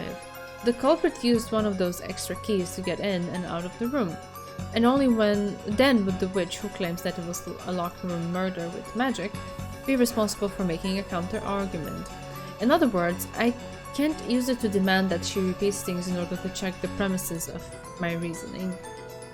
That will probably put me at a significant disadvantage. Crap. It's enough to make me think that all those red declarations that Beato's been making to toy with me were extremely merciful. I mean, in a sense, I feel a little... I resent it a little bit because it's Beatrice trying to mold the way Battler is supposed to build his side of the argument and his moves, which... Why? But at the same time, I also have this just gut feeling that whatever thing she can introduce, red truth, blue truth, whatever mechanic that she wants to introduce, that she feels could be, let's say, beneficial to her, I think all of those have the potential to be turned on their head against her. So I would say that we should approach it with that goal in mind. My favorite is choco and vanilla truth. The most delicious kind.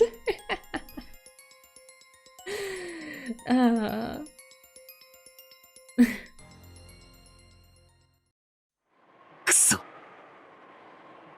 仮に俺がある密室について仮説を立て、それを青で語ったとしても、ベアトがそれを最後の最後で否定してきやがったら、俺には次の仮説を立てる時間すらもねえってことじゃねえか。Of course, I understand.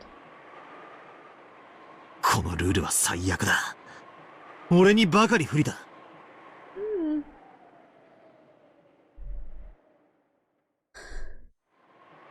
I mean, also in a sense,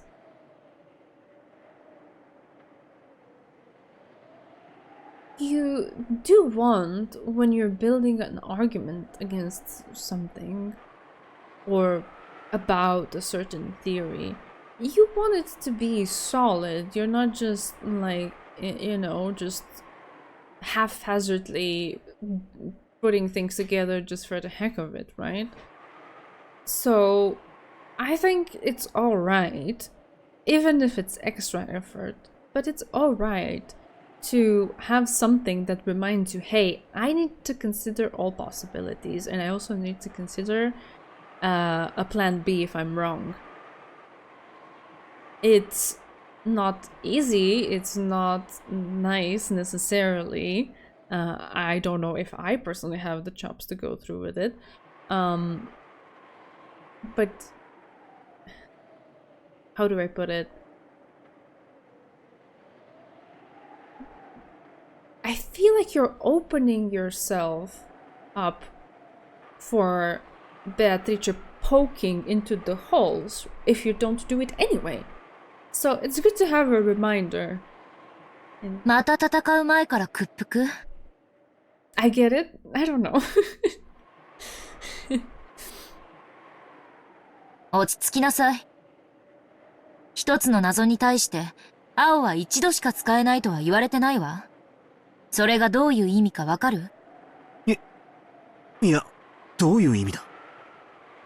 これまでのあなたは、仮説を一つ立てては魔女の顔色を伺い。それがダメだったら、その時改めて別の仮説を立てるという、情けない戦い方だった。You're basically putting yourself at the mercy of her. それじゃあ魔女は追い詰められない。じゃあ、どうやって戦うんだ？まさか。ええ、そうよ。謎に点で挑むんじゃない。面で襲いかかるのよ。And just going even farther than that, like, alright. あなた、以前のゲームで、推理の姿勢はそうあるべきだと自ら言ったわ。Hype music. Assault with a wall. That's right. I said so myself before.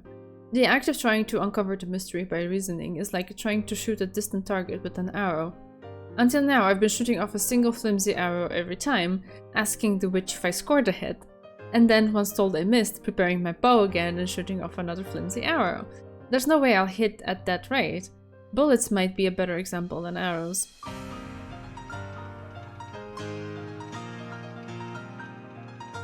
Oh, yeah. It's alright, thank you.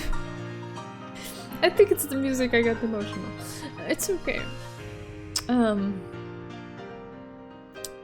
Yeah, bullets might be a better example than arrows. If you take one shot after another at a distant target with the handgun, you probably won't hit it easily. So how can you hit it? If a handgun doesn't work, use a shotgun. Instead of a single bullet, blast her with shot-filled... I see what you mean by the shotgun. Okay, I gotcha. Blast her with shot filled with countless projectiles at once. Shot scatters, so it impacts a wide area, so it's very well suited for shooting small, fast targets like birds. That's right, there's no rule that says reasoning has to be like a pistol, shooting one shot off at a time. Making a single theory and just hoping that it hits is like stopping your own thinking. Blast away with a massive number of bullets of pieces of reasoning and make them impact like a wall, so you only need just one of them to find its mark. Oh. なるほどな。お前の赤き真実が切れ味鋭い日本刀みたいなもんだとしたら、俺の青はどうやら散弾銃。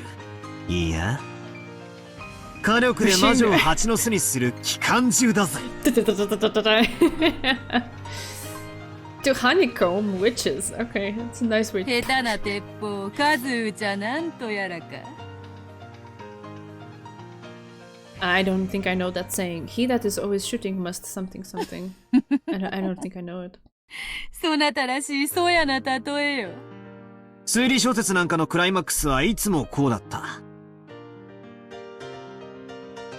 名探偵が容疑者を一堂に集め、たった一つの推理を披露して、それを華麗に当ててみせるんだ。まるで、一本の矢で見事にリンゴを射抜く、ウィリアム・テルのようにだ。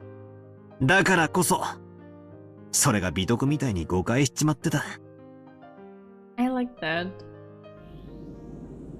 Sure, that probably would be magnificent. If I could shoot through the truth with a single guess. But that isn't realistic. Just look at real wars. Do I really think everyone pulls long guns out of the trench, aims really well and takes a single shot at a time at the other side? They don't, right? They fire rapidly, they fire all over the place, they pin down the enemy with a barrage. Reasoning was the same way.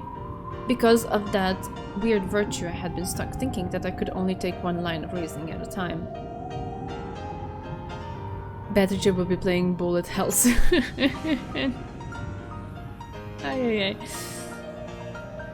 I'm 50% sure if it was a reference to Chekhov's gun. I might very well be wrong. I am not familiar with that, so I don't know. We humans can fire off countless guesses and possibilities. Imagination is ammunition. Suspension of thought is a clogged barrel. I like that. The pathetic way I've been reasoning up until now is like a pea shooter. Incredibly awkward, like I've been weakly firing off a shot, but also he has this predisposition that whenever he starts to form a certain, let's say, logical reasoning in one direction, like he starts seeing a hypothesis, he immediately jumps on it, like, oh, this is it, this is the truth, and then fires it, and then Beth just like, red. Ah, fuck. But it's kind of like he immediately pounces on it, like there's nothing else in the universe aside from that one theory that he just cropped up 2 seconds ago. And it was the same just now with the Kinzo thing. He immediately, aha! Kinzo's been dead this whole time.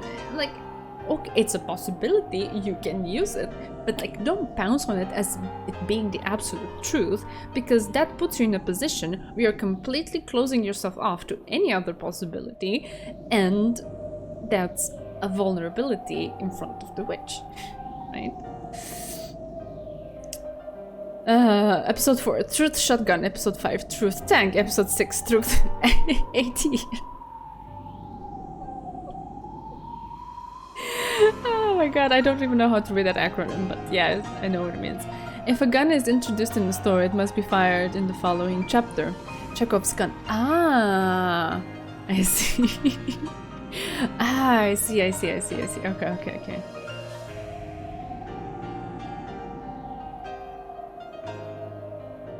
Yeah, I am super stoked for the leveling up.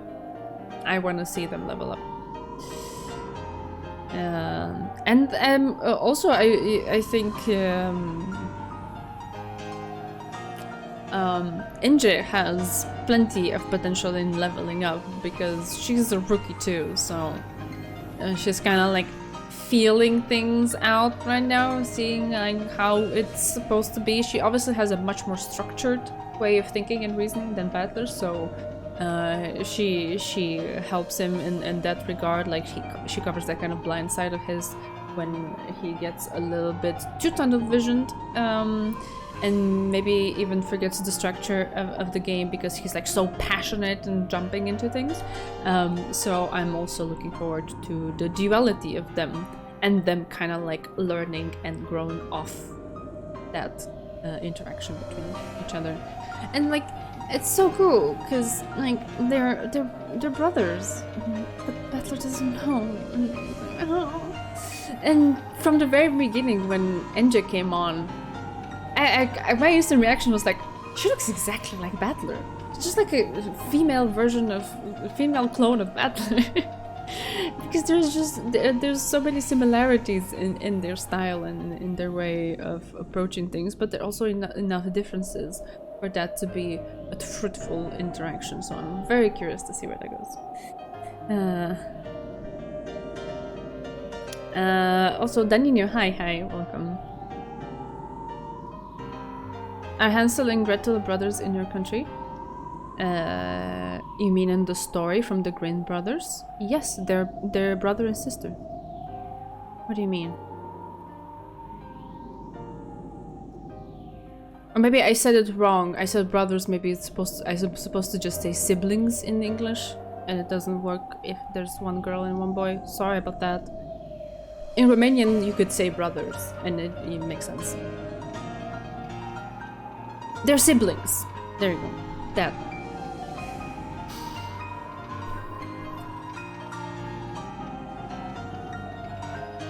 Right, so incredibly awkward, like I've been weakly firing off a shot, getting it denied and read, and then receiving the next bullet and reloading. My blue truth that claims that human tricks are the truth will overwhelm its target, the fantasy told by the witch, with all the firepower of my imagination. This is my Ushiromiya Battler style way of fighting. お前のおかげで俺の本当の戦い方が分かってきたぜ。ありがとうよ、グレーテル。どういたしまして。これまでの俺が情けなく思えてくら。ああ、ベアトの言う通りだぜ。これまでの俺はハンデをもらってきた。そいつを認めるぜ。新ルール、了解した。俺には俺の戦い方がある。そいつを見せてやれ。その息やよし。金ならば早速使ってみるがいい。そなたの青き真実とやら。Don't jump the gun, come on. ああ、使ってやるぜ。この青き真実だ。お前が主張する全員にアリバイがあるから魔女の犯行しかありえないという魔女説は打ち砕ける。これが俺の真実だ。後宮金蔵はすでに死亡している。Okay, he's immediately jumping on that. Okay. よって島の本当の人数は17人。そこに未知の人物 X が加わることで18人となっている。この人物 X の存在の過程によって17人全員にアリバイがあっても犯行は可能になる。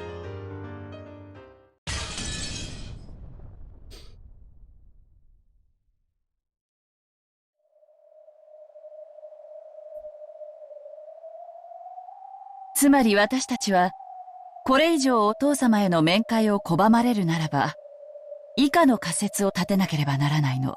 つまり、お父様はすでに亡くなっている。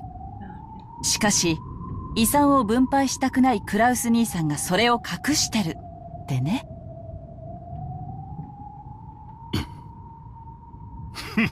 バカバカしい。そうです。バカバカしいにも程があります。これほどの侮辱は初めてです。私たちは警官立ち会いの下で強制的にその生死を確かめることさえ可能よ。ねえ、エヴァ姉さん。ええ。そうよ、兄さん。話は何とでもでっち上げられるわ。Incoming mindfuckery. Oh my god. 兄さんが第三者の立ち会いのもとにお父様を面会させなければならない状況になんて、簡単にお膳立てができるわ。でも、それは後宮家にとって、とても不名誉なことだと思うの。だから私はこの提案をしている。世話人の義務と責任。万一の際のペナルティ。これを承諾してくれれば、私たちはお父様を無理やり引きずり出すなんて真似は控えることができる。I can see where this is coming from. But I still have a very weird feeling in my stomach about how they went about it. Like, kind of sleazy, kind of conniving. Okay. ああ、そうだぜ、兄貴。さっき言ったじゃねえか。兄貴は世話人として当然の義務を果たしてるってね。綺麗の条件は大したことじゃねえはずだぜ。なぜ過剰反応する？親父が自然死以外の理由で死んだ場合、次期当主から引きずり下ろされるってのがそんなにも気になるのかよ。それとも何？お父様が自然死以外の理由で亡くなるような心当たりでもあるのかしら？そんな心当たりなどあるわけもない。なるほど。私にも親父殿の気持ちが分かってきたよ。死に方一つ自由にさせてもらえないとは、実に気の毒な晩年だよ。ええ、本当に気の毒な晩年ね。その晩年が、実はもう過去のことじゃないのかと、私たちは疑っているの。この疑惑は、私たちをお父様に面会させてもらえるだけで、あっさりと解けるわ。I think I would have respected this a lot more if they had just come and been upfront with it. But they went through all of that in the beginning of, oh, you are the caregiver. Oh yeah, we respect you as the predecessor because of course you are the caregiver, and obviously this is a natural consequence that you are the successor and whatever and blah blah blah. And then kind of like inched it towards like a little bit, and Kraus couldn't feel it until it was a little bit too late, like what they were trying to do with it.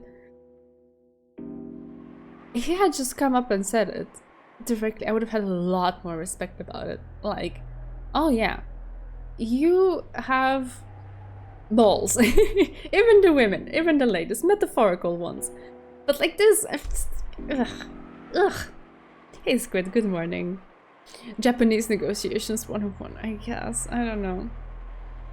I have been lurking, shall continue to do so, but had to say hi. Those are the rules. Aww, it's so nice to have everyone, Squid. Hi. Hope the day is up to a good start for you.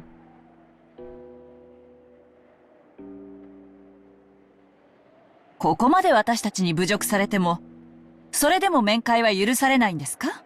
クラウス兄さん。Squid is to remain unseen. I don't make the rules. Good one, Zaku. お父様は多分、すでに亡くなっているわ。おそらく遺体は、極秘のうちにどこかに処分したでしょう。そして、お父様の代理ということで財産を独占した後、失踪したことにして、7年かけてお父様を死体なき死者にする。ごめんなさいね。気を悪くしないで。Rip Dad. これ Yeah, はあ we くま don't で know も yet. 私の推理ごっこだから。Kirie. I like you in so many ways. But not right now. Because this is just like... You're throwing all of this at him and it's like, oh, please don't take it badly. How else is he supposed to take it? The way you went about it. 無礼極まりない。Yeah. あなたにこの屋敷にとどまる資格はありません。即刻退場なさい。二度と当家の敷居をまたぐことを許しません。去年通用した手が今年もまた通用すると思ったのが運の尽きね。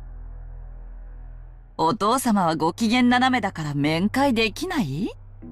去年の時点で十分不審だったのに、今年もだなんて。お父様の代理を語り、財産を乗っ取るなら、もっとスピーディーにやって、今日の親族会議を待たずに失踪させるべきだったわね。さすがに甘いわよ。クラウスお兄様。君が何のことを言っているのか私にはさ。でも、お父様がご機嫌斜めなのは事実で、クラウス兄さんが世話人としての責務として、私たちの面会を拒んでるのだとしたら、なら、私の出した条件を飲んでくれれば、この場は収まるわ。何しろ、お父様のことをこんなにも大切にするクラウス兄さんですもの。It's like venom, venom, venom, venom, and then suddenly, oh, honey, honey. Now it's honey. Venom has turned to honey. お父様に検視されて困るような死に方があるわけがない。いずれにせよ、お父様は病院嫌いなんだから、書斎で亡くなるでしょうね。いずれにせよ、必ず検視は行われるわ。検視を逃れて殺すには、失踪しかない。Don't get me wrong, I still like her for a bunch of other past moments she's had. But here I'm not... I don't know, I feel like I'm on Natsuhi's side of all the people in this room. Like, I feel her in the depths of my heart. キリエさん、兄さんをいじめるのはそれくらいにしてくださらないかしら。I mean, if even Eva is saying this, who is the master number one bully? Like, what else am I supposed to say? Yeah, I don't deny any of those. They are all sly and clever, and Kirie especially. Which is actually one of the reasons why I've liked her so much in some of her other moments. Eva rebuked Kirie in a sickeningly kind voice. Considering the situation, that was impossible. Which is why it was so sickening. Yeah, that's exactly why I don't like characters who do this. That's it. That's why I didn't like the other aunt. She does the same thing as Eva does here. With the sweet voice that's, on the surface level supposed to be all honey and kindness, but it's actually just a front for all of the venom and the meanness. Yeah. 兄さんにもいろいろと都合やプライドもあるはず。兄さんにとって当然の義務であっても、それを文書化して、その上ペナルティまで課せられたんじゃ、そりゃ不愉快なはずよ。ねえ、ローザ。ええ、そうね。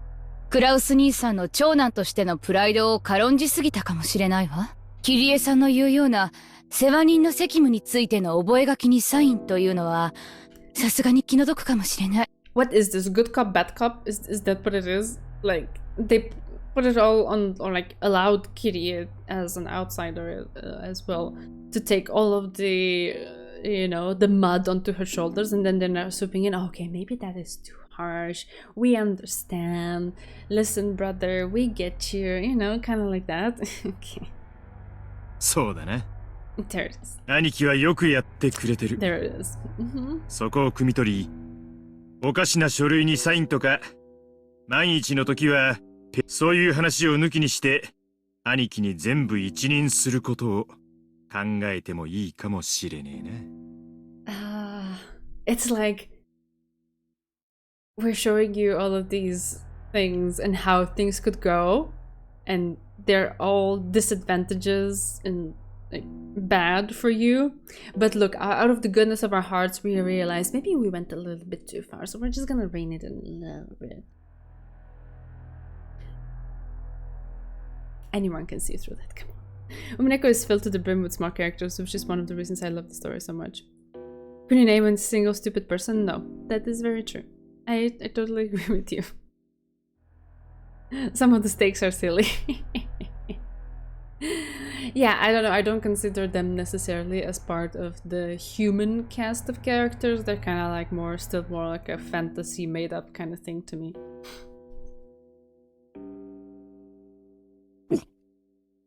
Oh, Moira.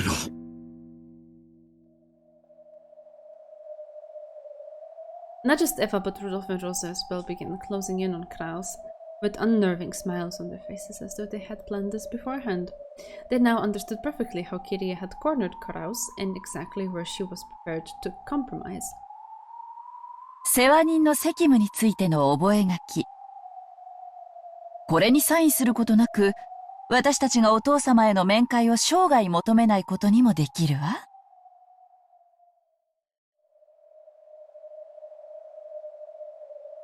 覚書などなくても、クラウス兄さんが世話人にふさわしいという保証をしてくれれば。私にその保証金を支払えというのかね。これはおかしい。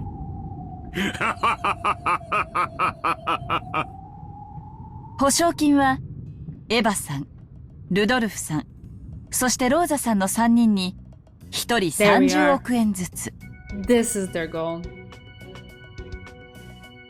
Episode 4 is where we fall in love with stakes, so I don't make the rules. If one of them kills Canon again, I can't. 手付金としてその1割の3億円ずつを How fitting that 今 the 年 Song 度 of 中 the に Witch 振り is 込んでもらう playing. わ。Or like I have come to associate the song with Bad Teacher, so how fitting is that this is playing here.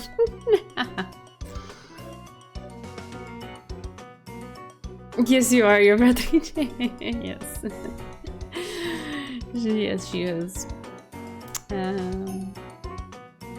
90億だと？そんな金はない。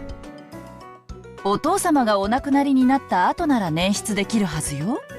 私たちもその程度には下調べは済んでる。手付金の9億円だってクラウスさんの財産状況ならなんとかなるはず。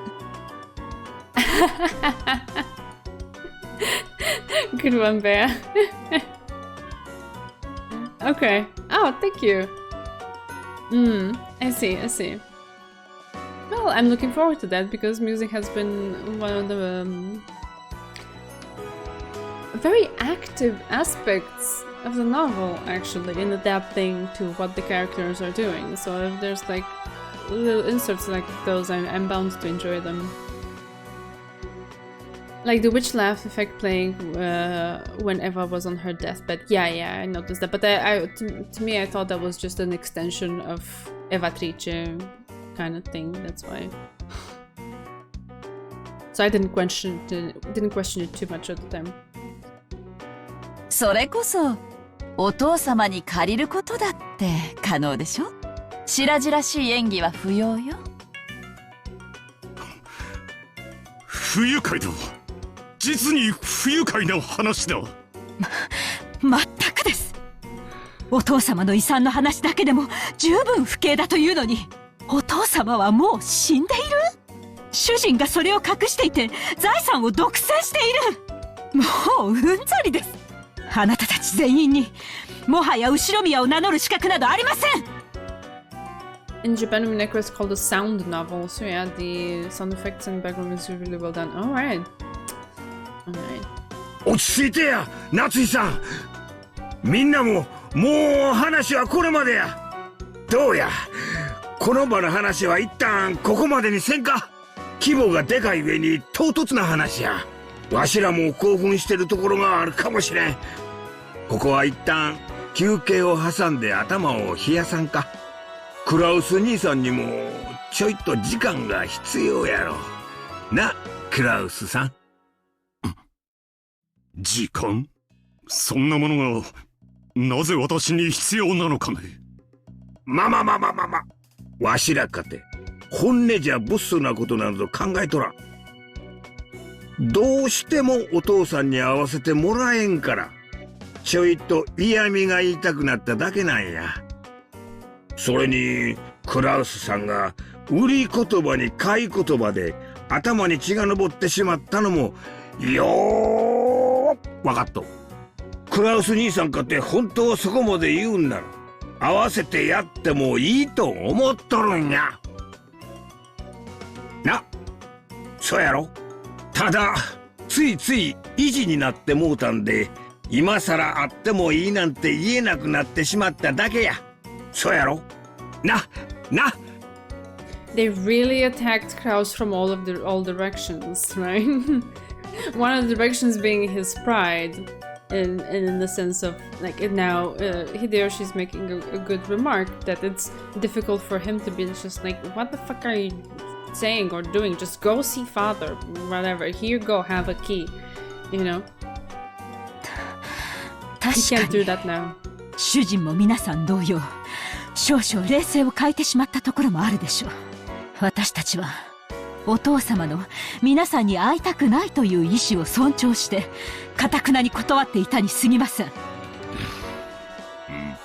そうだな。つい昔のような兄弟喧嘩になってしまい、私も意地になってしまった。頭を冷やそう。お前たちが親父殿にどうしても会いたいという強い気持ちはよくわかった。私もそれを伝える。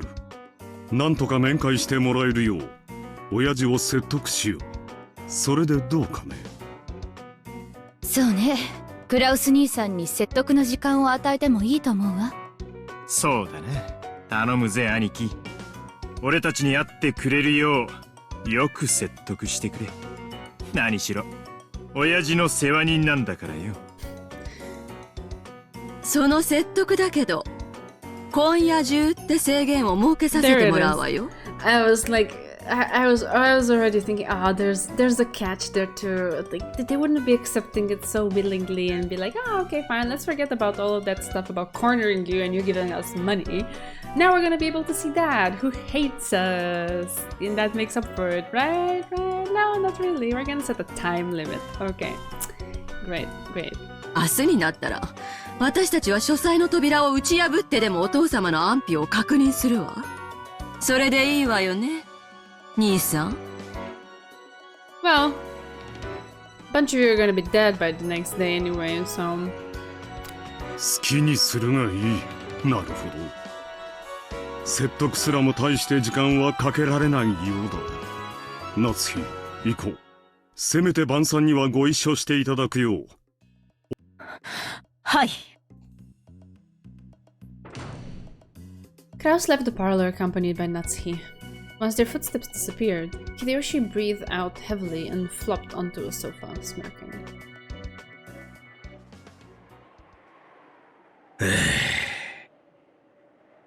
キリエさん、あんた恐ろしい人やな。Yeah, she is. 勝手な口出しをしてごめんなさい。謝るわ。She apologizes, but she isn't the least bit 当初の計 sorry. 画にはなかった追い詰め方だが、結果は上々だ。相変わらず、お前ってやつには頭が下がるぜ。でも9億円も用意できるのかしら。クラウス兄さんの財政状況ギリギリで 7.5 億が限界と私たちは計算したはず。9億はさすがにふっかけすぎじゃない？無理なら無理でいいのよ。クラウス兄さんの顔を立てて 7.5 億に減額とかやれば譲歩したっぽく見えて収まりやすいでしょ。Yeah. I forget what the technical term it is for this, that you set a higher price initially and then through, several back and forths or whatever, when you offer a lower price than what you initially were waving around, the other party feels like, oh, now it's a better deal or something. So, yeah. I know all about that. I forget what it's called. It has a name. Together with her VA, she reminds me of Kester moments like this. Oh yeah, you're right. Yeah. Mm-hmm. 本当に9億出てきたなら大成功だし。兄さん、今頃夏日さんと作戦会議中でしょうね。あのプライドの高い兄さんがどんな言い訳をしながらへりくつをこねてくるか。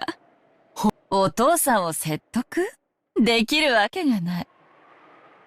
There's no way to convince someone who doesn't even exist. Ah ha ha ha, okay. There's the laughter.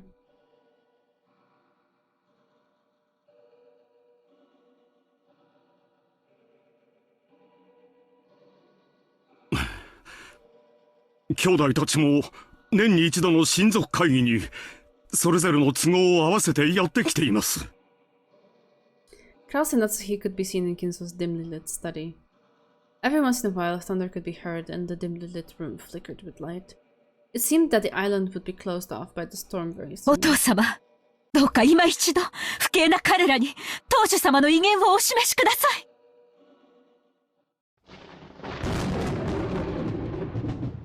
ダメだな。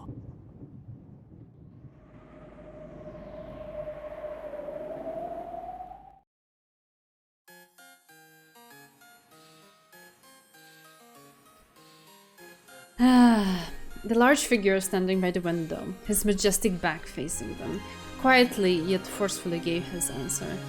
His head was hung slightly and he appeared to be trembling.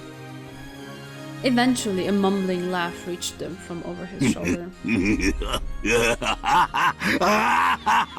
ダメだな。全然ダメだ。Seems that line runs in the family. 3 months left to live. A senile old man not long for this world. Just who are you referring to? Oh god, his eyes. His eyes are so unsettling. Oh god. Why is it that when they take away like the little, you know, reflection, shiny kind of things in the eyes of characters, they look so... I don't know, like black holes that could suck you in or something. He said the line, yeah, he said the line. He said the thing. 弟たちに恫喝されてのこのこやってきたか。恥を知れ。 As Kinzo spun around and brandished his cloak, a blast of wind shook up the stale air inside the room. The air pressure expressed clearly the majesty and willpower of Fushirumi and Kinzo. It was no wonder at all that Kraus landed on his backside, as if that pressure had literally blown him to the ground. As though showing consideration for Kraus, who looked as though his legs had been swept out from under him, Natsuhi also crouched down. Then, with a thunk and another thunk, Kinzo's footsteps approached with a heft that signified his majesty. It looks like they have no light in their eyes, like they're a puppet on strings. Yeah, that, or it depends on the moment, I guess, on the context of what the character is saying or doing. It can also be like a very deep darkness within them or something like that. Ugh. So バカやカノンに聞いておるわ。貴様が弟たちにどれほど情けなく手玉に取られたかをな。お父様、夫はお父様の名誉を守るために懸命に。Only several minutes and more until the end of the chapter in the stream? Okay, that's perfect. Without lending an ear to Natsuhi's words, Kinzo extended his palm to Kraus's collar as the latter sat on the floor. There it is, his eyes are normal again, thank god. No, he curled up his fingers, leaving only his index finger out, and then, with that one remaining finger, he pressed hard into Kraus's collar, twisted it, and slowly, with just one finger, he raised Kraus high into the air. 情けないやつだな、お前は。妻に自分の弁解をさせるのか。言い訳くらい自分でしてみせよ。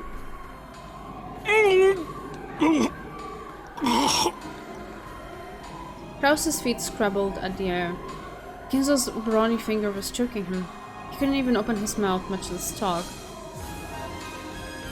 However, even if he had been allowed to open his mouth, as he was now, there was no way he would be able to think up an excuse that Kinzo would accept. Still, what incredible power he possessed. No one would call Kinzo an old man after seeing this superhuman strength. お父様、夫はお隣に戦いました。どうかお許しください。 Next is one of my all-time favorite chapters in one of my all-time favorite episodes in one of my all-time favorite stories. I can't wait. Okay, hype! I love that next chapter too, one of the highlights of episode 4. Okay, then I guess next stream is going to be a bang. Alright. 夏日戦いというのはな、勝つまでの過程を言うのだ。負けるまでの過程は戦うとは言わぬ。それはただ一言、みっともないというのだ。これが私の後継ぎだというのか。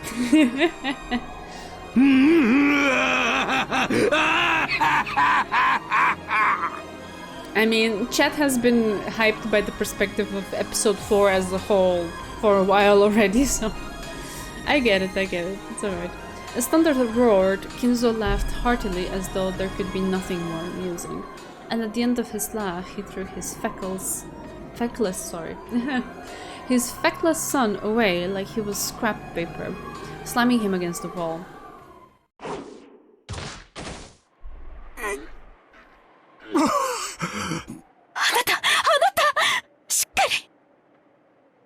Kraus slid down the wall, rubbing his throat in pain.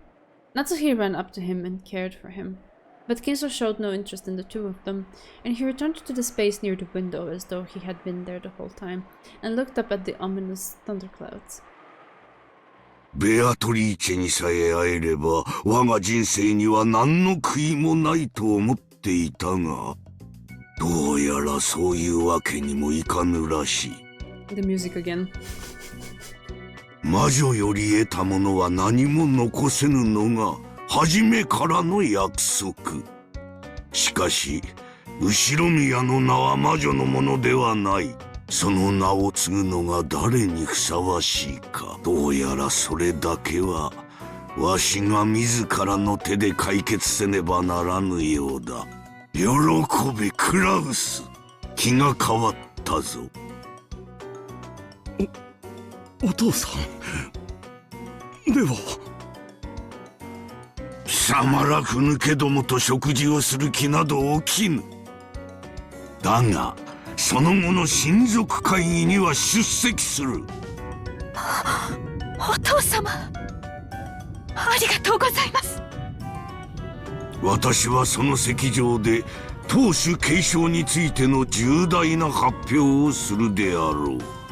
Okay, that sounds interesting. お前たちのくだらない争いは私自らが解決してやる。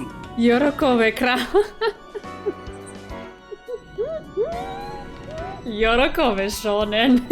Oh my god. It immediately took me to just reading it. I heard the voice in my head. It took me there.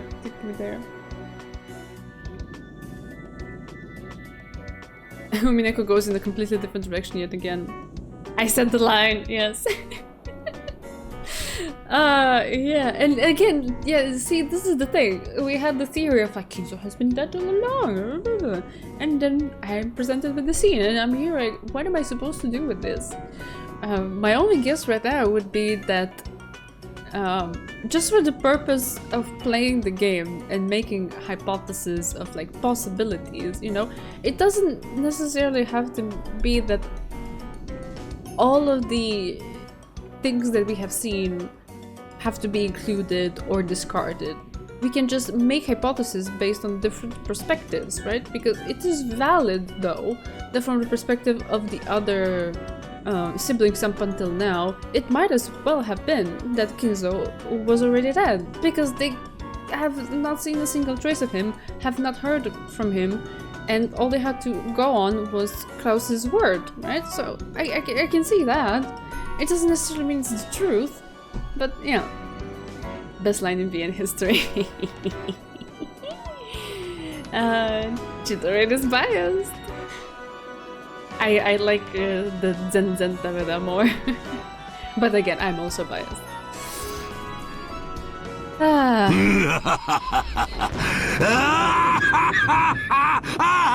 Making a theory with the assumption that the scene right here is really what happened, and making a theory with the assumption it's not. Keeping all these theories in your head can become chaotic though.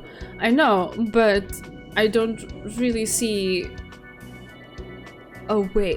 It's basically what Battler was saying earlier, that coming up with the perfect one and just the one that is perfect, sure, it can be amazing if you manage to do it, but it's unrealistic. And how do you untangle all of this? Because again, it creates this like backward pressure of like the one thing that you come up with must tie absolutely every single loose end, and must that, and must this, and must like, okay. And how am I supposed to come up with it amidst of all of this chaos and confusion, right? The number of viewpoints is like a denominator. If you have one viewpoint, the mystery in the numerator doesn't decrease in the slightest. I know, we read that earlier. The more number of viewpoints increases, the more the mystery begins to be divided. Yes. I like that, because I can work with that. That's closer to my like reality and way of going about things than the whole sacred one, you know, string that goes through all of the gaps and neatly closes everything together. Yeah.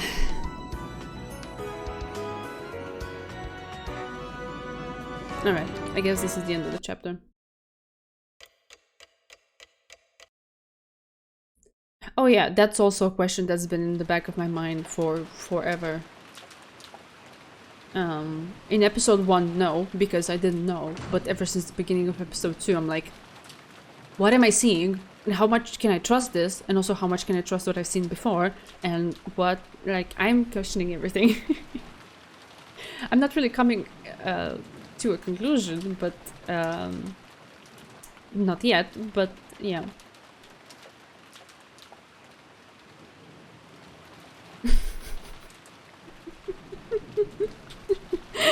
Yeah, we know you like Kirei Chidorin. Yes, here is a perfect place to make a save. It's too early for conclusions and always. Yeah. That's fine. I can work with that. I'm actually quite alright. Just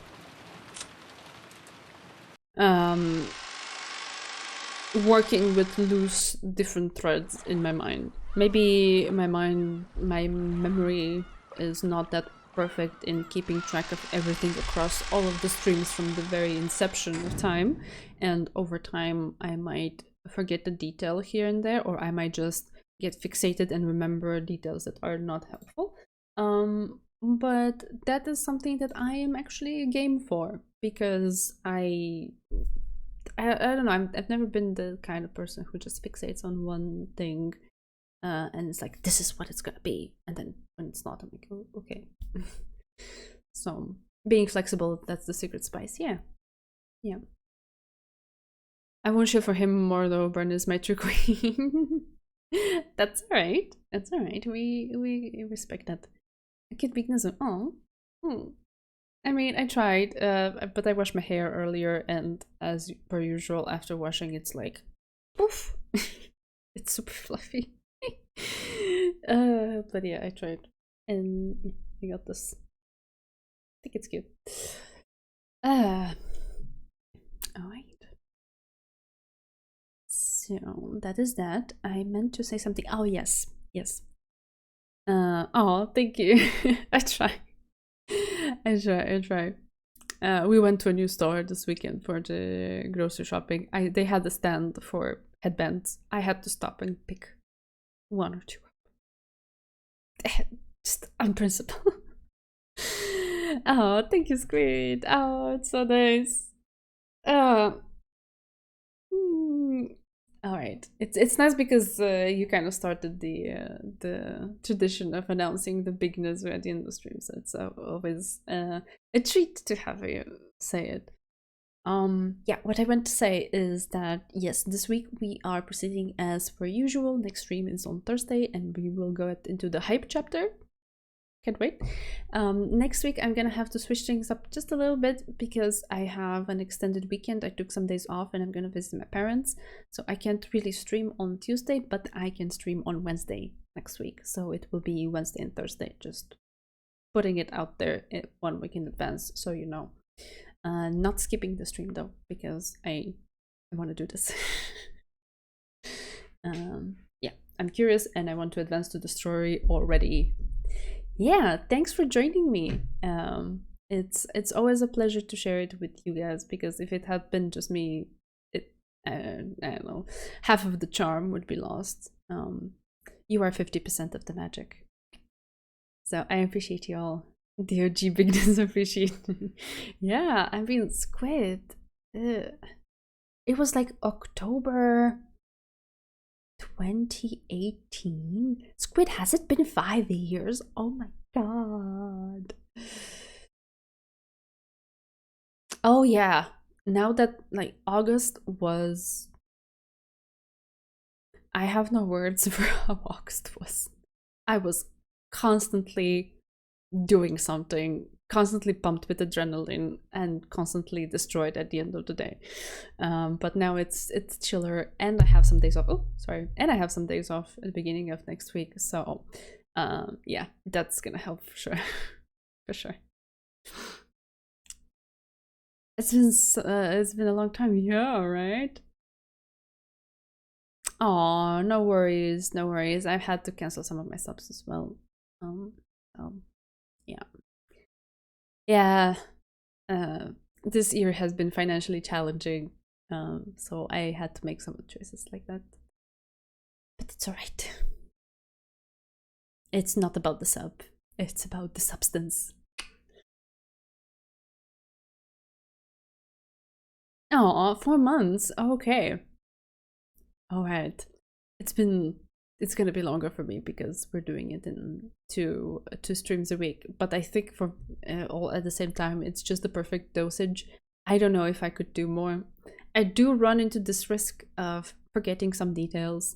Like you were mentioning the bottle today, and I was like, was this mentioned before? And then you were like, end of chapter, or end of episode 1. I was like, oh yeah, maybe, yeah, okay. I have some very vague memory. I see that detail kind of has been more or less erased, or at the very least faded in my memory. So there is that risk of not working with the full set of information at any given moment. But at the same time, I feel if I did more, it would become overwhelming because I also want to savor it. So to me, this works out. It's okay.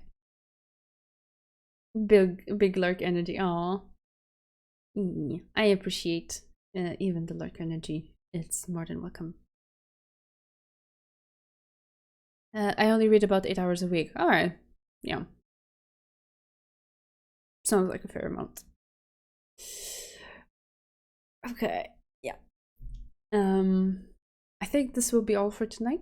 Thank you so much for joining in. Like I said, you are 50% of the magic. I appreciate you all. It's so nice to share this with you every time I stream. So yeah, feel more than welcome and invited to join next time if you can. That will be as per usual on Thursday. Just next week we're doing Wednesday and Thursday and not Tuesday. But I will change the schedule on the stream so that it's reflected there. And other than that, I just wish you a good evening or end of your day or continuation of your day, as it is for Squid, who's on the other side of the world. It's probably like what, lunchtime for you now, something like that. Take care. Thank you so much. Love you all, and see you next time.